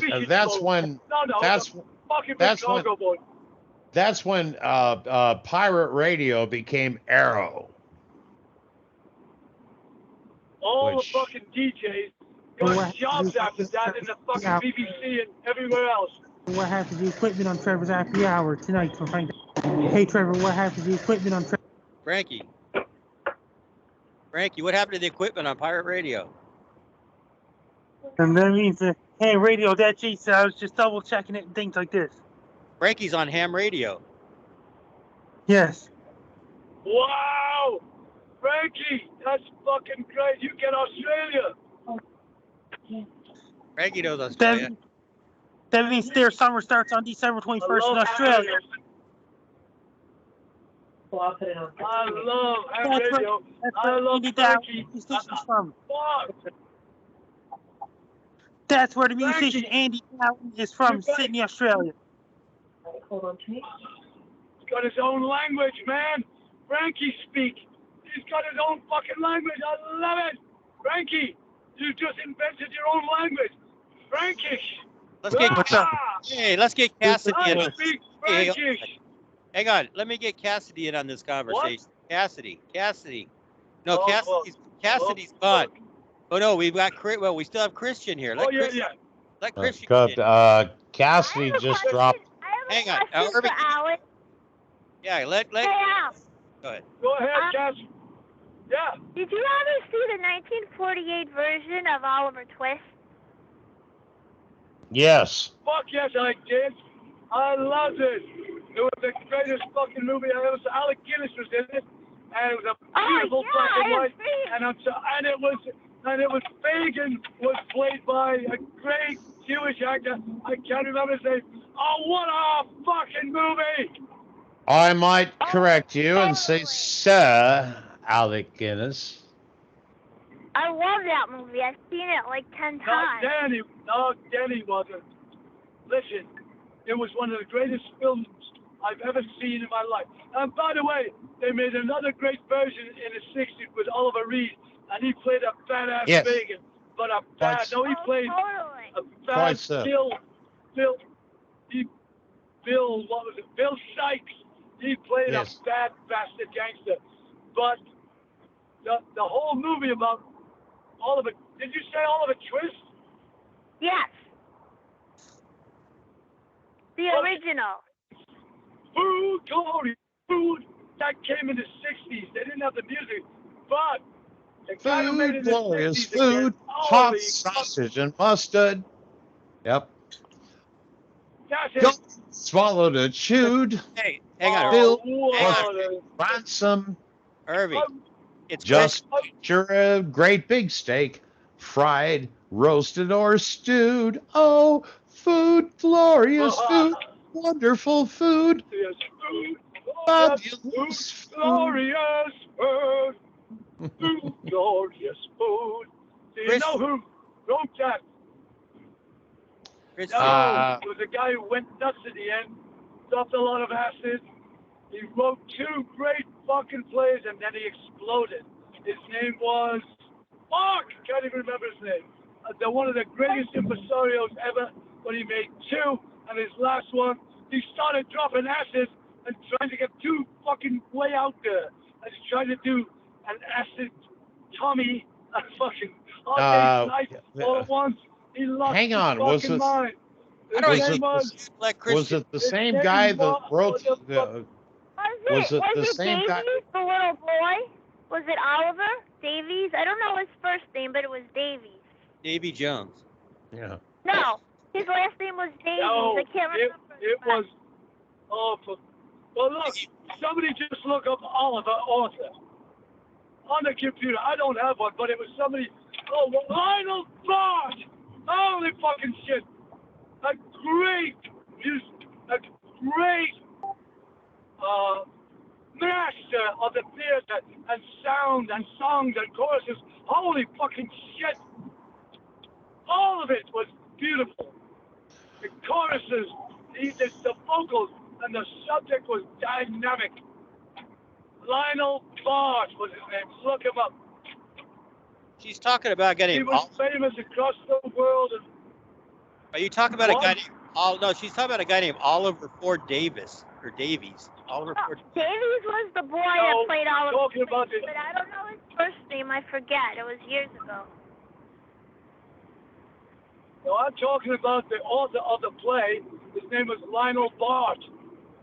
Oh, was that Mr. Bumble?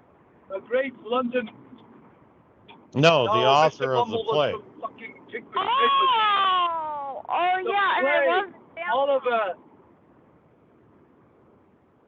Yeah, he made it into a musical. How was it? Lionel Barnes. Look it up. What a Yeah, I know about the musical. sensational. I've seen it. I know about the musical. Hey, what a great program, guys. I have all these subjects on all these wackos and all these nice people. And we've got Frankie with his own fucking language. Frankish.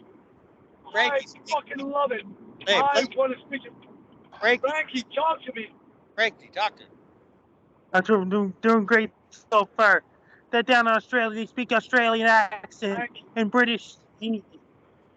It's still on Australia. Very good. Frankie comes in and out like an old 1930s fucking radio. You know what I mean? Sometimes he's fucking dead. You hear him talking 5 miles away.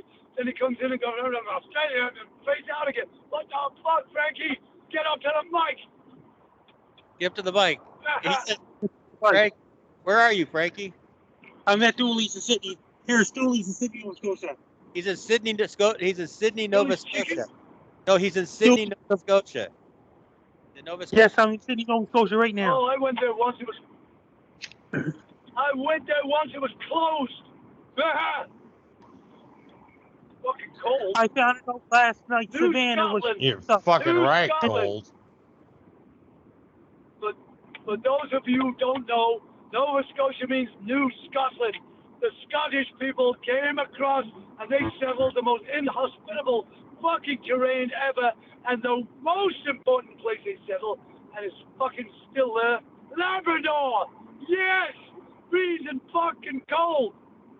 Well, there's a bunch of people who live out there, all broke ass. They got one Walmart for the whole fucking state. You're fucking right about Am that. I right? Right. Yeah, I've been everywhere, man. I've been everywhere. No, I haven't been there. I fucking read about it. Listen, now listen to this. I'm gonna sing a fucking song now. To Alaska, go north to No, that's the other side of the country. Doesn't matter. Alaska is more in tune with China and Russia. Billy too. They crossed the Yukon River and found the Bonanza Gold below that old white mountain, just a little southeast of Nome. Sam crossed the majestic mountains to the valleys far below. He talked to his team of huskies as he mushed through the snow, with the northern lights a-running wild in the land of the midnight sun. Yes, Sam McCord was a mighty man in the year of 1901, where the river is wide and big nuggets they're finding. North to Alaska. North to Alaska. North. Fucking great song. Great song, man. Hey, Frankie. How'd you like that? Frankie. Sing it, Frankie. Sing it. North to Alaska. What a great song. Great song. Sit, Sam, you're looking at a lonely, lonely man. I'd trade all the gold that's buried in this land for one small bit of gold, a place on sweet little Jimmy's hand. 'Cause a man needs a woman to love him all the time. Remember, Sam, a true love is so hard to find. I'd build for my Jenny a honeymoon home below that old white mountain, just a little southeast of Nome, where the river is winding, big nuggets they're finding. North to Alaska, north to Alaska. That's fucking great. This is just as good as any fucking program on TV or radio. This is real shit. baby. We're real. We got Frankie Well, McDonald. you're bloody fucking right about that, bloke. All right. This is Trevor's Happy Hour with Trevor Garner, and you can call in now, you fucking assholes, at 657-444-5501. Now, in case you didn't get it the first bloody fucking time, it's 657-444-5501.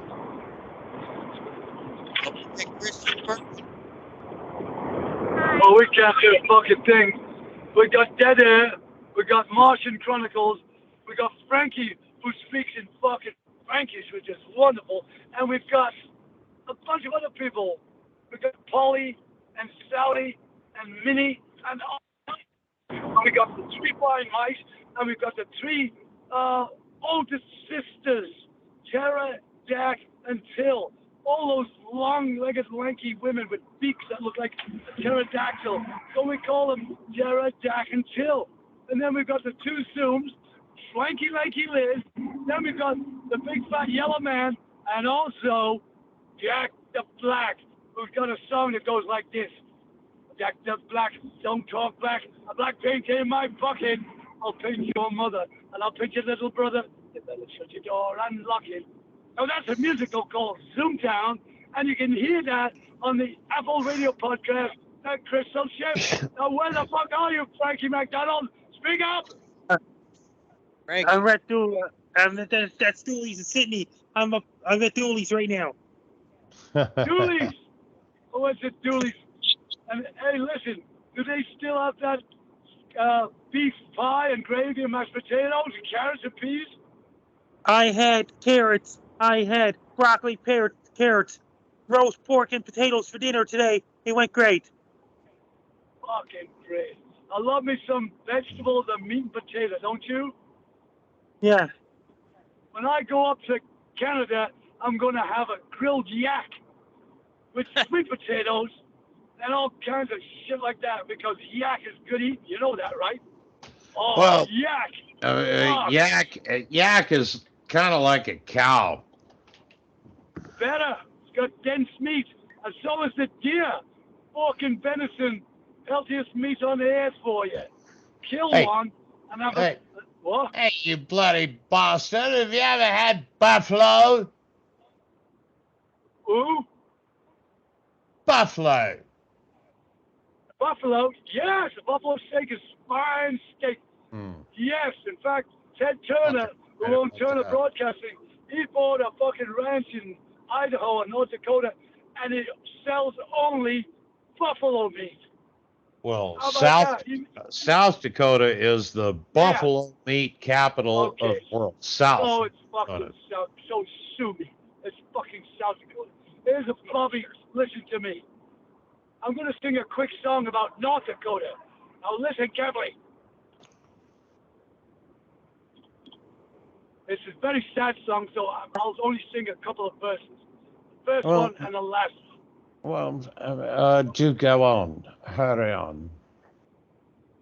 Come gather round, friends, and I'll tell you a tale. When the red iron or pits ran plenty, on the cardboard on the windows, and old men on the benches, saying now that the old town is empty. To the north in the town, my own children were born, while I was raised up on the other. In one way, see, the bandit was bare, and I was left alone with 3 children. Oh, the sun's going down, the ground's going cold. The stars one by one, they are falling. Yeah, my children will go soon as they grow, but there ain't nothing here now to hold them. So the mining gates locked, and the red iron it rotted, and the air felt frozen. And the sad silent song made the hours twice as long as I waited for the sun to go sinking. And there you have it. Smoke 'em if you got 'em. Alan, Yes. you are wonderful. Oh, thank you. Kiss me. No, I shall abstain. Ooh, look at you. Listen, you know what? I want to tell you something. This is the funnest fucking podcast I've ever done, and I've been doing it for years. But this one has got a group of people that are just automatically fit in. Frankie, speaking Frankish, you've got a beautiful lady down there, half savant, and all of these people who don't get to live in society because we're too fucking fast thinking about our next thrill or our next gorging food. These people are real fucking people. I'd rather spend my days with these people than any celebrity, and I know a bunch of the sons of bitches. There you are. God bless you all. I love you very much. This has been one mother of a fucking podcast. I got an hour out of it. I don't know what you got, but by God, every bit of it was good. Even the noise in the background, that was fucking real. It was like a Fellini movie. Actually, we're still recording. Oh, there you are. All right, I'm gonna do one more accent for you, okay? Pakistani accent. In the 1960s, a lot of Pakistani people came over to England, started getting jobs on the I'm railway. loving it already. Because they're all British subjects, India, Pakistan. So the British, empires might have collapsed, but they left behind millions and millions and millions of British subjects, which means they can come to England, they can fucking get a job without a visa. They are British subjects. And boy, did they come. And the joke was this, I made my own joke up. But they started becoming bus conductors. And their accent is distinctively, positively funny. It goes like this. I'm getting on a bus, and I say to the bus conductor, excuse me, is this bus going to Chelsea? And he says, oh no, Sahib, this bus going nowhere near Chelsea. I go, it's got fucking Chelsea written on the front. And he says, well, we have washing powder written on side, but we don't take in laundry. Then he said, are you getting on or off of the bus? I said, well, I'm fucking off. I'm going to get on. He said, well, I will not ding ding until you sit. And there's no playing golf inside and no smoking on top of the bus. So I got on. Now, that used to be a racist thing to do, a Pakistani accent. But let me tell you this. I was once talking on my podcast to a group called Wahid and the Mudslide. And I said, why you call yourself Wahid and the Mudslide? Well, in my country right now, we have a very bad rain and mud is sliding down the mountain, and it washed my wife's laundry away, and it killed 14 of my chickens. So we named ourselves Ricky and the Mudslide. Wahid, Ricky and the Mudslide. I said, well, what kind of sound you sing? And he went like this. Oh, a very, very big hit here in Pakistan is this. Who let the bow wows out? Who let them bow wows out? I was counting and the country was done. Yippee, yippee, I go. Oh, yippee, yippie, I go. Who let the bow wows out? Wow, woof, woof. I said, that's going to be a fucking hit. He said, it's already a hit. I said, it's a hit. He said, yes, it's a hit in Balakhamukhistan. I went, well, fuck, get me a plane ticket. I'll come home and do a show. Who's letting the bow wows out? Who's letting the bow wows out? I don't know to see you on the body was jumping. Yippee-yo, who's the bow wow? Who's letting the bow wows out? I thought that was a fucking sensation. So I might just cut my own version of it and play it on my podcast. How about that? Honestly, I think you should. Trevor, sound level.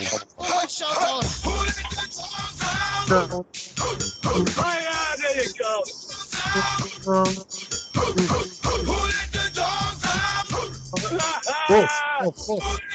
Okay. Now listen. Please listen. Hello. Please listen for a minute. All right. There, can you hear me? We've been listening all night, you cockney fuck. Listen. I want to take a turn towards Snoop Dogg. Okay, I just challenged Snoop Dogg to a duel. Dick 20 faces because got a better dick than him. Now, he calls me a cracker. So I sang him a song. He took a song at Jim Morrison's a few years ago. And he did he plagiarized on the song. And then he jumped in on the recording and said, hey, Jim, yeah, it's you and me, right? So, you fuck. You couldn't even make your own song up. You took Jim Morrison's. And by doing that, you took his name. And you didn't pay a fucking nickel. So I challenged Snoop with this response to his song. Mr. Snoop Dogg, you're a phony black man. Mr. Snoop Dogg, you're a phony black man. Well, Snoop Dogg is. Negro. If you call me cracker, I can call you Negro. You call me cracker. Mr. Snoop Dogg, you're selling white cereal to the teenager in the white community, but there ain't no Negro in the ghetto got enough money to buy that shit. And the other day, me and my bodyguard in the van store saw your cereal on the discount bill. It's going for 50 cents, Mr. fucking Snoop Dogg. It didn't work. And anyway, it's just a big bag of sugar. You're selling white cereal to the white child. You can't sell it to, you lost your credibility. Mr. Snoop Dogg. Take Jim Morrison, put him in the can. I wonder what you do for the real folks in the ghetto. Yada! Protest! Well, you do know that Snoop Dogg is the only authenticated murderer that is involved in music, right? I say this to Mr. Snoop Dogg. Duck my sick shizzle, because your shizzle is bizzle. Please leave your message for 2132. It's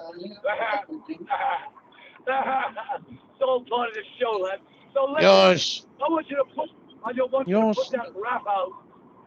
Your schnizzle is my nizzle, and you can suck my jizzle. Christian, do you have anything to say to Al? Hi. Was that? Wait a minute. We have to get Christian in. Hey, wait a minute. Wait a minute. Get Christian in. Let me ask you a question first.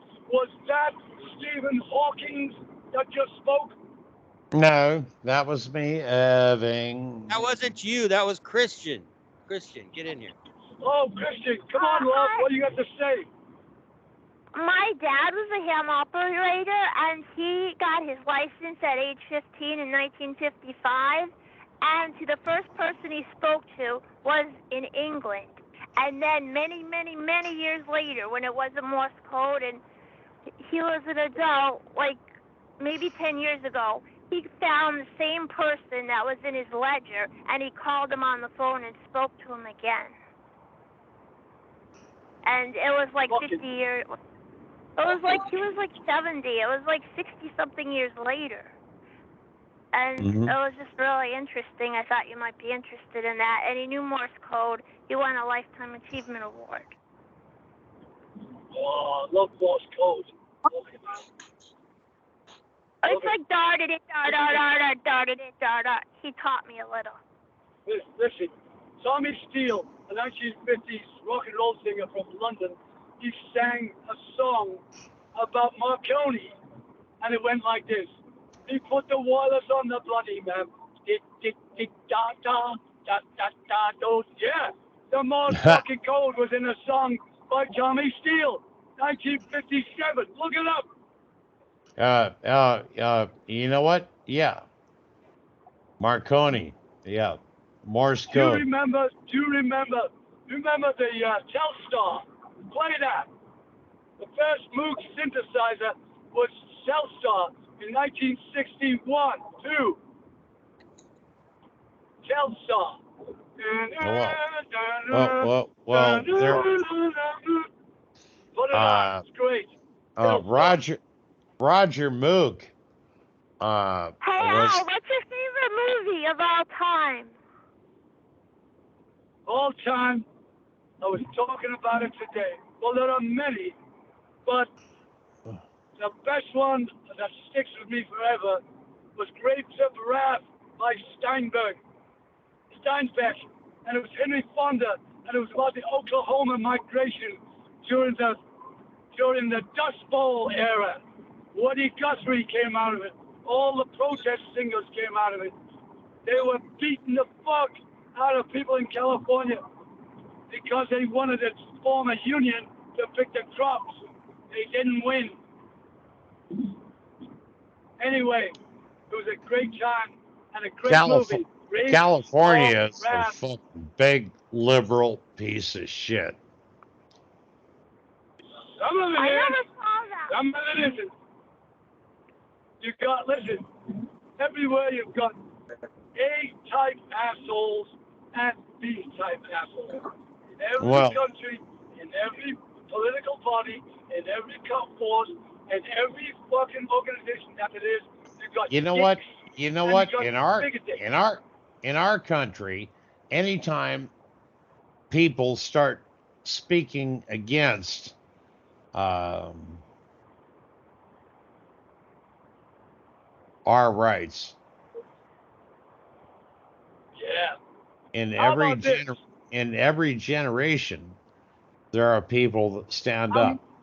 In every subsequent generations, people stand down. When I say the most politically incorrect thing, I'm gonna fucking say it. Oh, fuck yeah! Fuck yeah! Say it. Listen to this. A guy came to visit a friend of mine, a doctor, and he came by invites from the doctor's wife, and the wife was a friend of the girl, but she didn't know this fucking guy. He came in with a thick accent. I think you know what? It doesn't matter, but I call him liver lips. What kind of an accent? What kind of an accent? Straightforward. Well, it was like this. Your country is the big bully on the world. And I said, listen, you can take a flying fuck off the dark side of the moon. I want to go to your fucking country and do what I can do in my country. He said, well, what is that?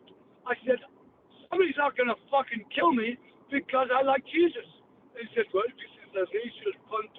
Walk off out of my house, go back to your own country, and suck my dick on the way out. And he said, I'm not fucking good. So the wife, listen to this, the wife says, well, that's rude. He was my invested guest, invited guest. He came to douche your country. Boot his ass out.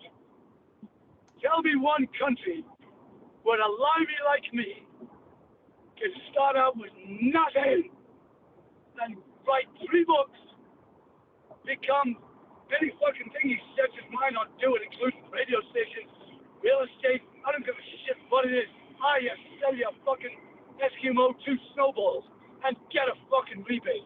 Now listen, this country wait a minute. Well, but hang on. You asked a question. What country can a limey like you, etc., etc.? Yeah, go on. Tell me where. This country, United States. Yes, the only place in the world where you can say, I am somebody. I fucking challenge you to tell me I'm not. And listen to this. My edict has always been never give in, never give up, and never back down unless it's get a better footing. Well, listen to me. A bunch of people will say, you can't do that. You can't do this. You need this. You need that. If you want to become a carpenter, grab a fucking tool bag and walk on the job site. That's what I did. You want to become a salesman, walk in an office and keep fucking talking. They'll hire you. Honestly, I've done all those things. I've worked at executive. I have worked at executive level, and I have worked digging trenches with Mexicans. Me too. Quick story. Listen to this. I left Liverpool in 1964. I landed in London. I got a job digging the fucking ditches in a big country estate called St. George's Hill. Really wealthy people Oh, live there. well, And I one know it. morning, I know it. I know it. you know what's coming then. You know what's coming then. One morning, There's a I'm lot digging of a fucking ditch. artifacts. There's a lot of artifacts on One St. morning, George's Hill. one morning, I'm digging a fucking ditch, and a fucking Paisley Rolls Royce rolls by the ditch, and I look up, and my coworker said to me, "That's John Lennon's Paisley Rolls Royce, and he lives right across the fucking street." Yes, I came from Liverpool. I landed in a ditch. John Lennon and Paul McCartney were living in St. George's Hills Inn. It was near Weybridge. That's where it was, in Surrey. How about that? Silbury Hill. Yes, I wrote a book before the Beatles were famous. You can find it on my website, Alan Graham. It's about me as a boy going into the cabin on my lunchtime and watching the Beatles before they were even famous. How about that? On Tuesdays and Fridays, they had a matinee, and the Beatles were playing it before they were the fucking... No, they just got back from Germany. They were wearing leather pants, Beatle boots that they invented, and fucking leather jackets, and they were great. Yeah, Christian, Christian has a question. Christian has a question. Christian. Yeah. Yeah. Go What ahead. advice would you have for the younger generation? What's your best advice for like millennials and the younger generation? Fuck off. Get off your fucking grandmother's couch. Go get 3 fucking jobs. Throw your phone away. Tell your friends who think that the world revolves around them and their phones to go fuck themselves and learn to do something with your fucking hands, because very soon you're gonna be working like a fucking dog in the field, because this ain't gonna sustain. There's a incredible reckoning coming. You better learn how to fix a fucking door, or frame a fucking house, or fix a plumbing leak. Go back to the old days, become self-sufficient, and don't expect that your phone and your granny, she already spent a fucking pension on you. She's got no money left. Get off your ass, you lazy bastard! But I don't mean that in a bad way. Yes. No. I have 2 jobs and I don't have a phone. Honestly, I must agree with Alan. Absolutely. I actually have 3 jobs, even though they're part-time. I write articles, I do custom drawings, and I sell my art prints. And I don't own You, my dear, are a rare exception. I'm talking about the lazy fuckers who expect the older generation to look after them. They already spent their fucking money, their inheritance, by coming out of college with 5 degrees in nothing and living in their parents' basement and borrowing money from their parents to pay back their fucking credit cards that they borrowed to get their education. They will inherit nothing. Nothing. I totally agree. I shall summarize that as such. Nothing in the basement and nothing in the attic. You know what? Listen to this. Who said these words? Ah, nada, nada, nada. Nothing, nothing, nothing. Ah, that was Hemingway. And instead of saying, "Our Father who art in heaven," you know what? Anti-religious.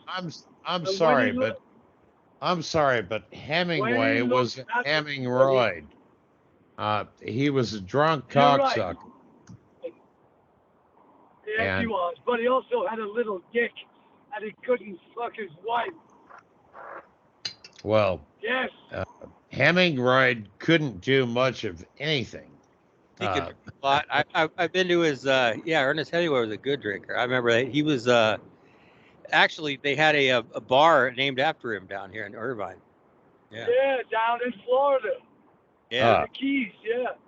Yep. Hemingway? Listen. Hemingway, Errol Flynn, W.C. Fields, they were all fucking celebrated drunkards. Every one of them. I mean, Well, they drank themselves to death. Errol Flynn was bisexual and Oh, yeah. predominantly homosexual. Remember they tricked So was W.C. How about Fields. this? W.C. Fields. W.C. Fields. They remember the one time that he said, "Hey, who put lemonade in my lemonade?" He was always drinking lemonade, but it had like W.C. Fields hated children, no matter what age. He wouldn't work. He wouldn't work with him. He hated them. He also said, "I never drink water. This is fucking it." Oh, well, and hence his early death, because you have to have water. If you're gonna drink alcohol, you have to have water. Not this guy. It was a fucking joke. You know what I'm saying? What about Frankie? What about Frankie McDonald? Frankie, what do you do? What do you Hey, drink? Trevor. Frankie. I had Pepsi at What do you Dooley's. drink? Things are going great at Dooley's in City right now. I had Pepsi. Things are going great so far. He's drinking Pepsi. I'll have a side of fries with that, Frankie. Frankie hangs out in bars with a lot of women, though, up in Nova Scotia. Frankie's a barfly. Yeah? Yeah, Frankie. Tell us about it. It's confirmed they got the picture taken with me last night and Friday night. Frankie, I'm going to give you a great line. When you see a bunch of women in a bar, you go up to them and you say, "Excuse me, ladies, I have some really bad news. The beauty pageant was canceled. Can you all come back tomorrow?" They fucking love it. Use that line, Frankie. Ladies, I'm doing great so far, including Kimberly and Savannah. Right, Kimberly. Yeah, Frankie has a crush on Savannah and Kimberly on our show. Oh. Yeah, let me got the video. Frankie, do you ever want the video? What? Hey. You know what you Kimberly guys and Savannah are in California.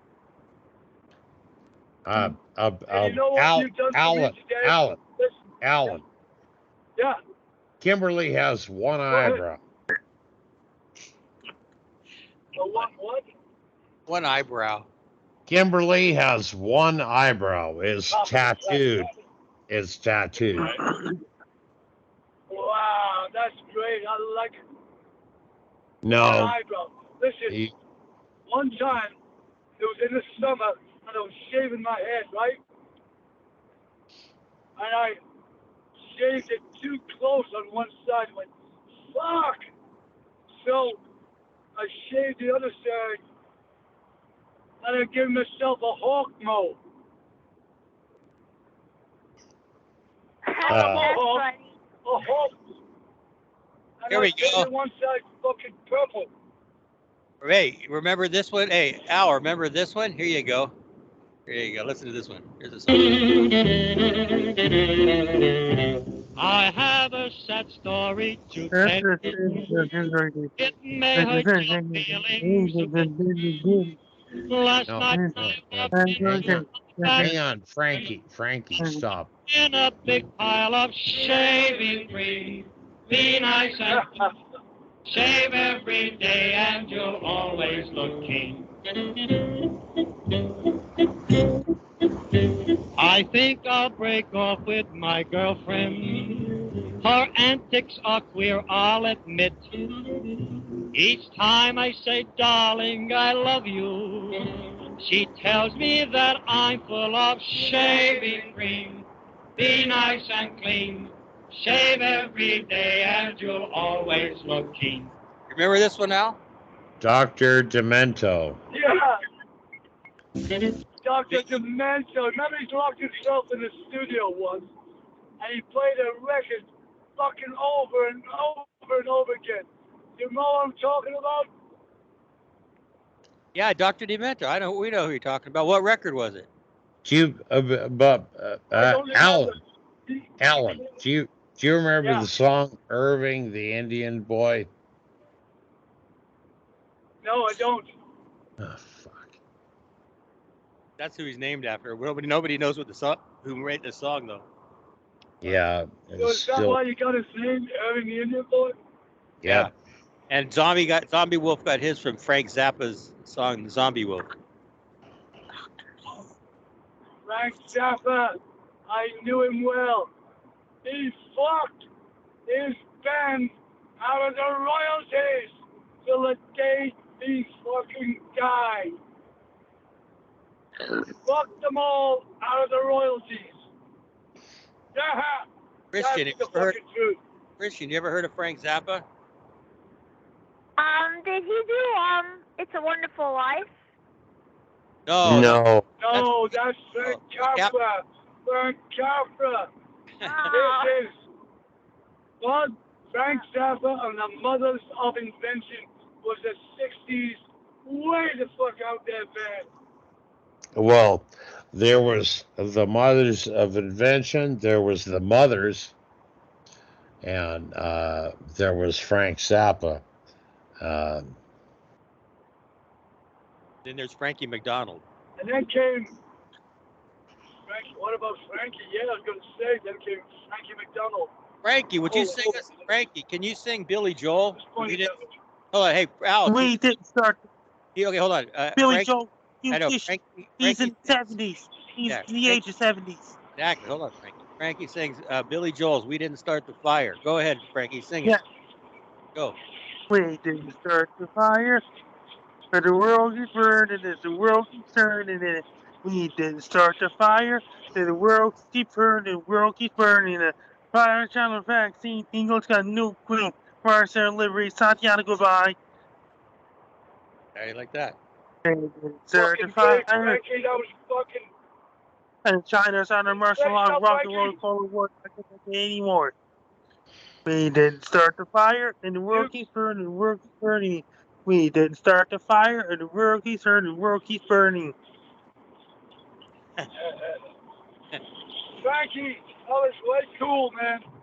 Way cool. Yeah. That was Jefferson fucking airplane. Oh, White Rabbit? Oh yeah, do that, please. White One Rabbit. pill makes you smaller, and one pill makes you taller. And one pill doesn't do anything for you at all. Yeah, so ask Alice, which is 10 feet tall. I just heard Grace Slick on Sirius XM yesterday. Here it is. Right, here it comes. Okay, we're playing a song now. Everybody mute. White Rabbit, by Grace Slick. Right. Everybody on YouTube, this is White Rabbit by Grace Slick. We're on, hey, Al, we're on YouTube right now. Hold on, baby. One pill makes you larger and one pill makes you small. And the ones that mother gives you don't do anything. Go ask Alice. 10 feet tall. And if you go chasing rabbits and you're going to fall, tell them a hookah, smoking caterpillar. Your call has been forwarded to an automatic voice message system. 21330811763 is not available. She was just small. Ask Alice. One man on the chessboard, get up and tell you where to go. And you just had some kind of mushroom, and the other is moving low. Go ask Alice, I think she'll know. When logic and proportion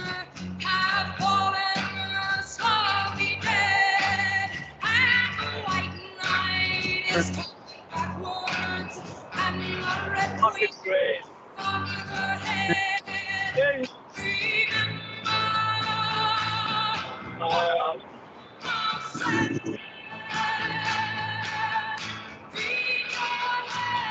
Beat your head. Beat your head. The white mouse says beat your head. Christian. Hey, Christian, what do you think of that? That was nice. That was nice. That was great. What? Yeah. I used to like go. Throwback 6. I remember We when all they. dropped acid. Right. I remember when I used to go to the Whiskey A Go-Go, they used to open up the shows and they would play this. And, you know, back then when they had, remember Wild Child? I used to go to the Wild Child concerts back in the 80s. Yep. The Doors, Wild Child. That was my band. Yep. That was my band. You know that, right? I know it. And you know what? I was a big Doors fan.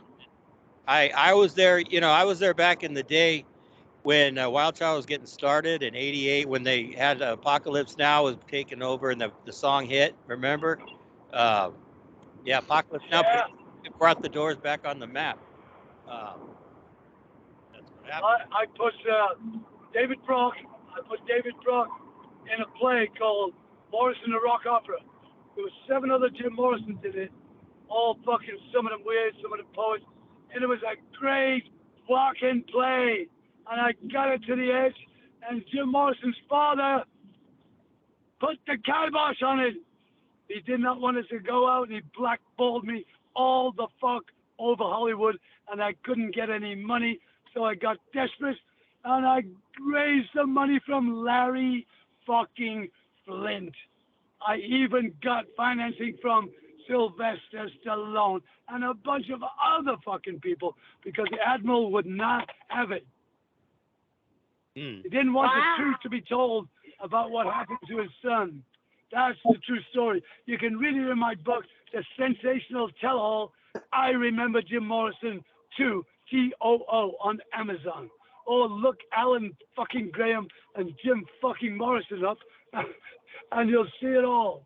I'm in Google. Punch it up. Punch up Alan Graham and Larry Flint. Alan Graham, Springfield, Missouri. Alan Graham runs away with the warden's daughter in Springfield, Missouri. Punch all that in your fucking Google and tell me what you come up with. Chris, what do you think of that?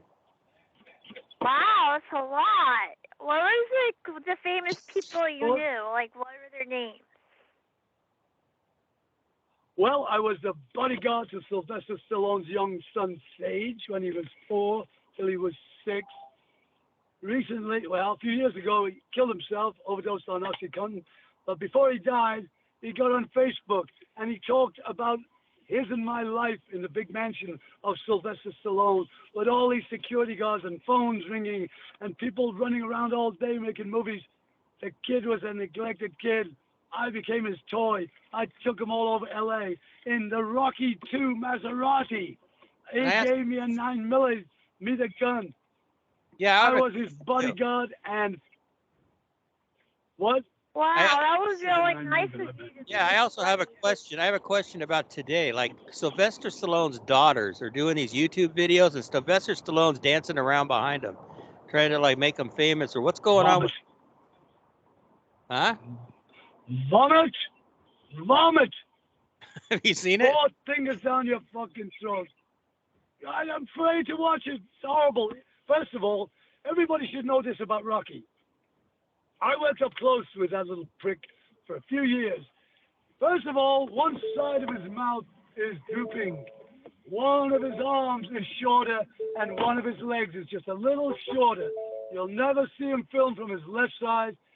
And he's 5'10". Cowboy boots make him look bigger. Every bit of muscle in him is from fucking steroids. He never lifted a weight in his fucking life. And that's the expose behind Sylvester Stallone. Not only that, he abused his little kid Sage, the prick. If he didn't live up to his lessons at school or his soccer coach idea of what he wanted to be. One morning, I went there. The kid was crying up in his room. He'd stripped out all of his stuffed animals. He'd taken all the bedclothes off his bed, and he turned on the fucking air conditioning and left that kid sitting in his underwear to punish him. How do you fucking think about that? You want to know how he got like that? He was such a little prick when he was a little boy that to go to the movies, his parents had to tie him wrist and foot in a chair and lock him in the fucking closet because he'd break everything in the fucking house. Now, can you imagine that in a stinky, sweaty, ghetto apartment in Queens? And then when they came home, they took off the ropes, and he talked to me personally about it.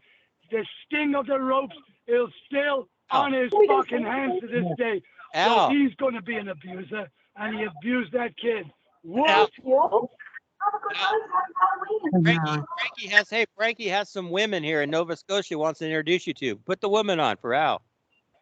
She's doing great over. Where's the women you were going to get Al to talk to? Get her on. Hold on, here he goes. Frankie's going to hunt the women down in the mall. Okay, go get them. Frankie, go get the girls. And he's going to put them on with you, Al. And you can talk to these girls in Canada. Come on. Frankie's a fucking man, isn't it? Get him, Frankie. Yeah.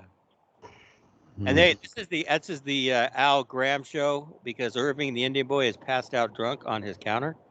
So Al, it's your show now. Irving's gone.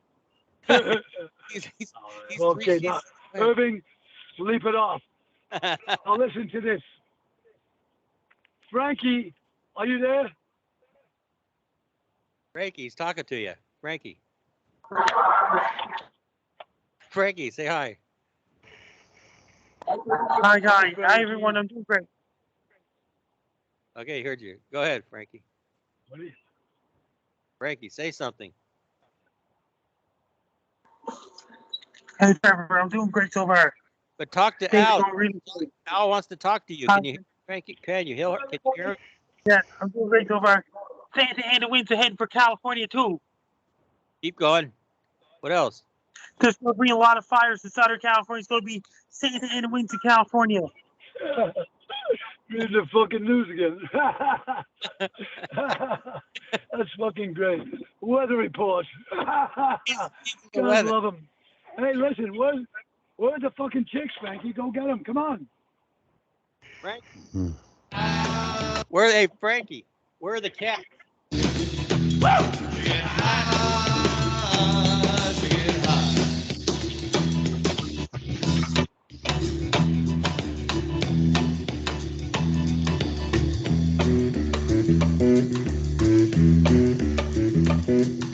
Oh, baby.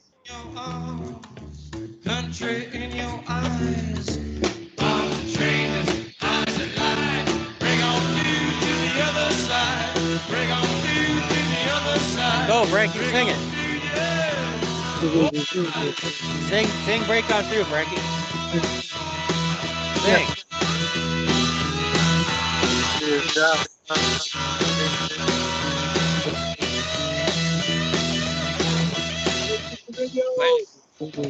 Almost home to San Diego. The host passed out, so I'm taking over the show. Wake up, you drunk bastard. That's all. Frankie. Hey, Al, my dad's on Google too. You could Google my dad. My dad wrote a book and he Okay, I can see you now. Oh, his name is Dr. Stephen L. Berman. You could Google him. I will. Hey, Joe, is that open? What? Coffee, whatever from there? Oh, guys. What? Irving's left the building. What did you get? Coffee? No. Cold drink. Something to eat. Oh, here I am. We're on a rest stop, me and my bodyguard. We've been to LA to visit my son, Dylan. Dylan is he runs the Doors music company in Los Angeles now. And, God, he's 50-something. Christian, what do you think of Al? Oh, he's really cool. Boy, does he have a lot of stories. That one about Sylvester Stallone's son is so sad.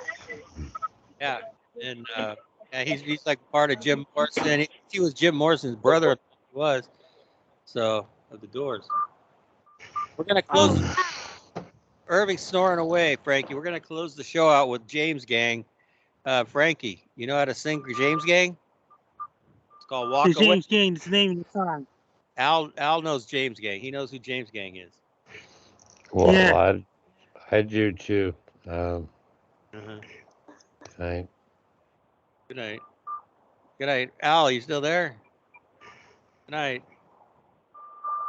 I guess we've got to go without it. He must have left the building too. All right. Everybody, Christian, thank you for coming on, Frankie.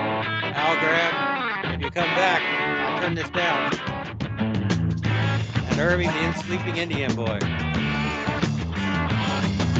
Sleep all day, I'm all night. I know where you're going. I don't think that's All right, everybody. I guess Al's gone. Good night, Chris. Okay. Hi, Chris. Good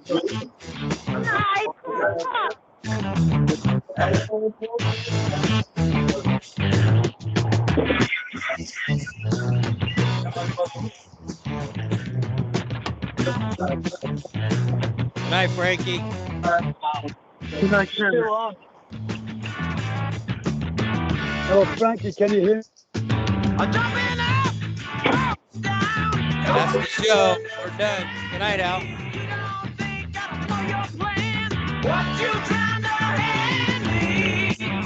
Frankie, can you hear me? The show's done. We're done. We're still at James Gang. We're out. Good night. Hey, thanks for coming on, Al. Hey, man, talk to you soon. Okay, take care. Bye-bye. Send me a couple of links, would you? Yeah, I'll send the Amos and Andy link. I'll send it to you. Right on. Thanks, son. Bye-bye. Bye.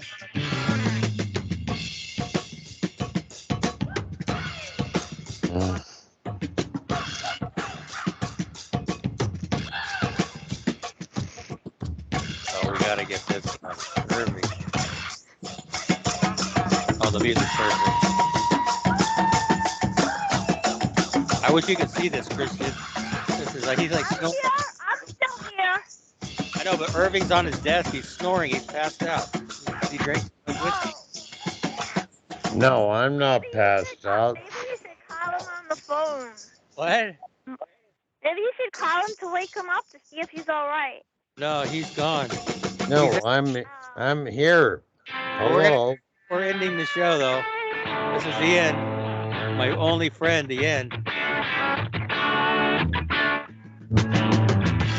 In fact, I'll play that one out.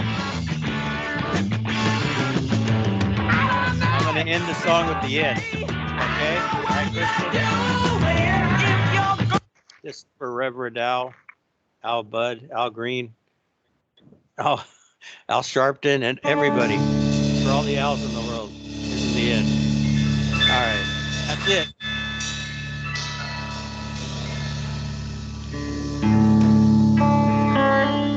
Now I wish Al was on. Good night. Hey, Trevor. What? Fuck Trevor. What? Huh? I can't hear you. I got you. I understand now.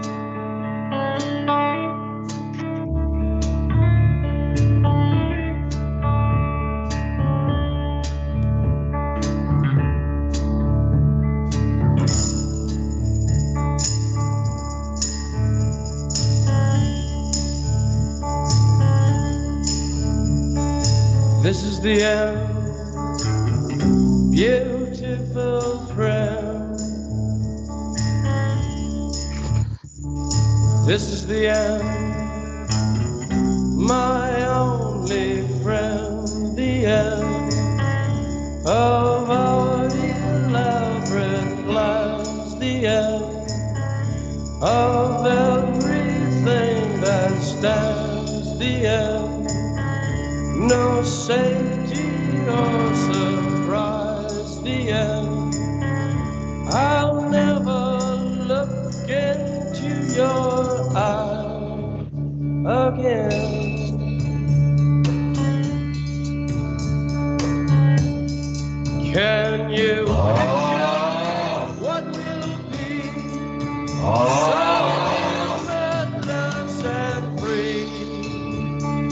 desperately in need of some stranger's hand in a desperate land.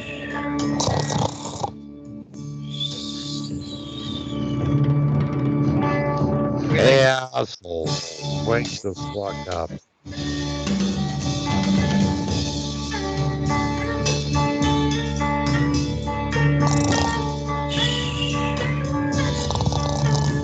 Trevor. Trevor.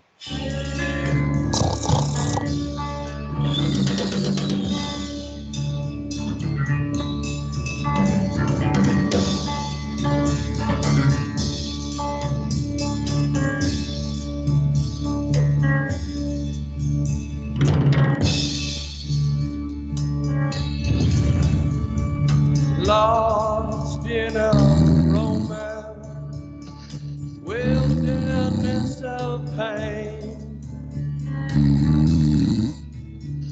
and all the children are insane. All the children are insane. All right. I think we made fun of him. Waiting for Good night, the summer rain. What?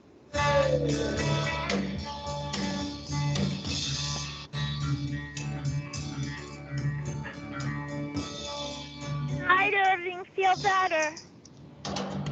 What? Good night, Irving. Feel better. Hey, darling.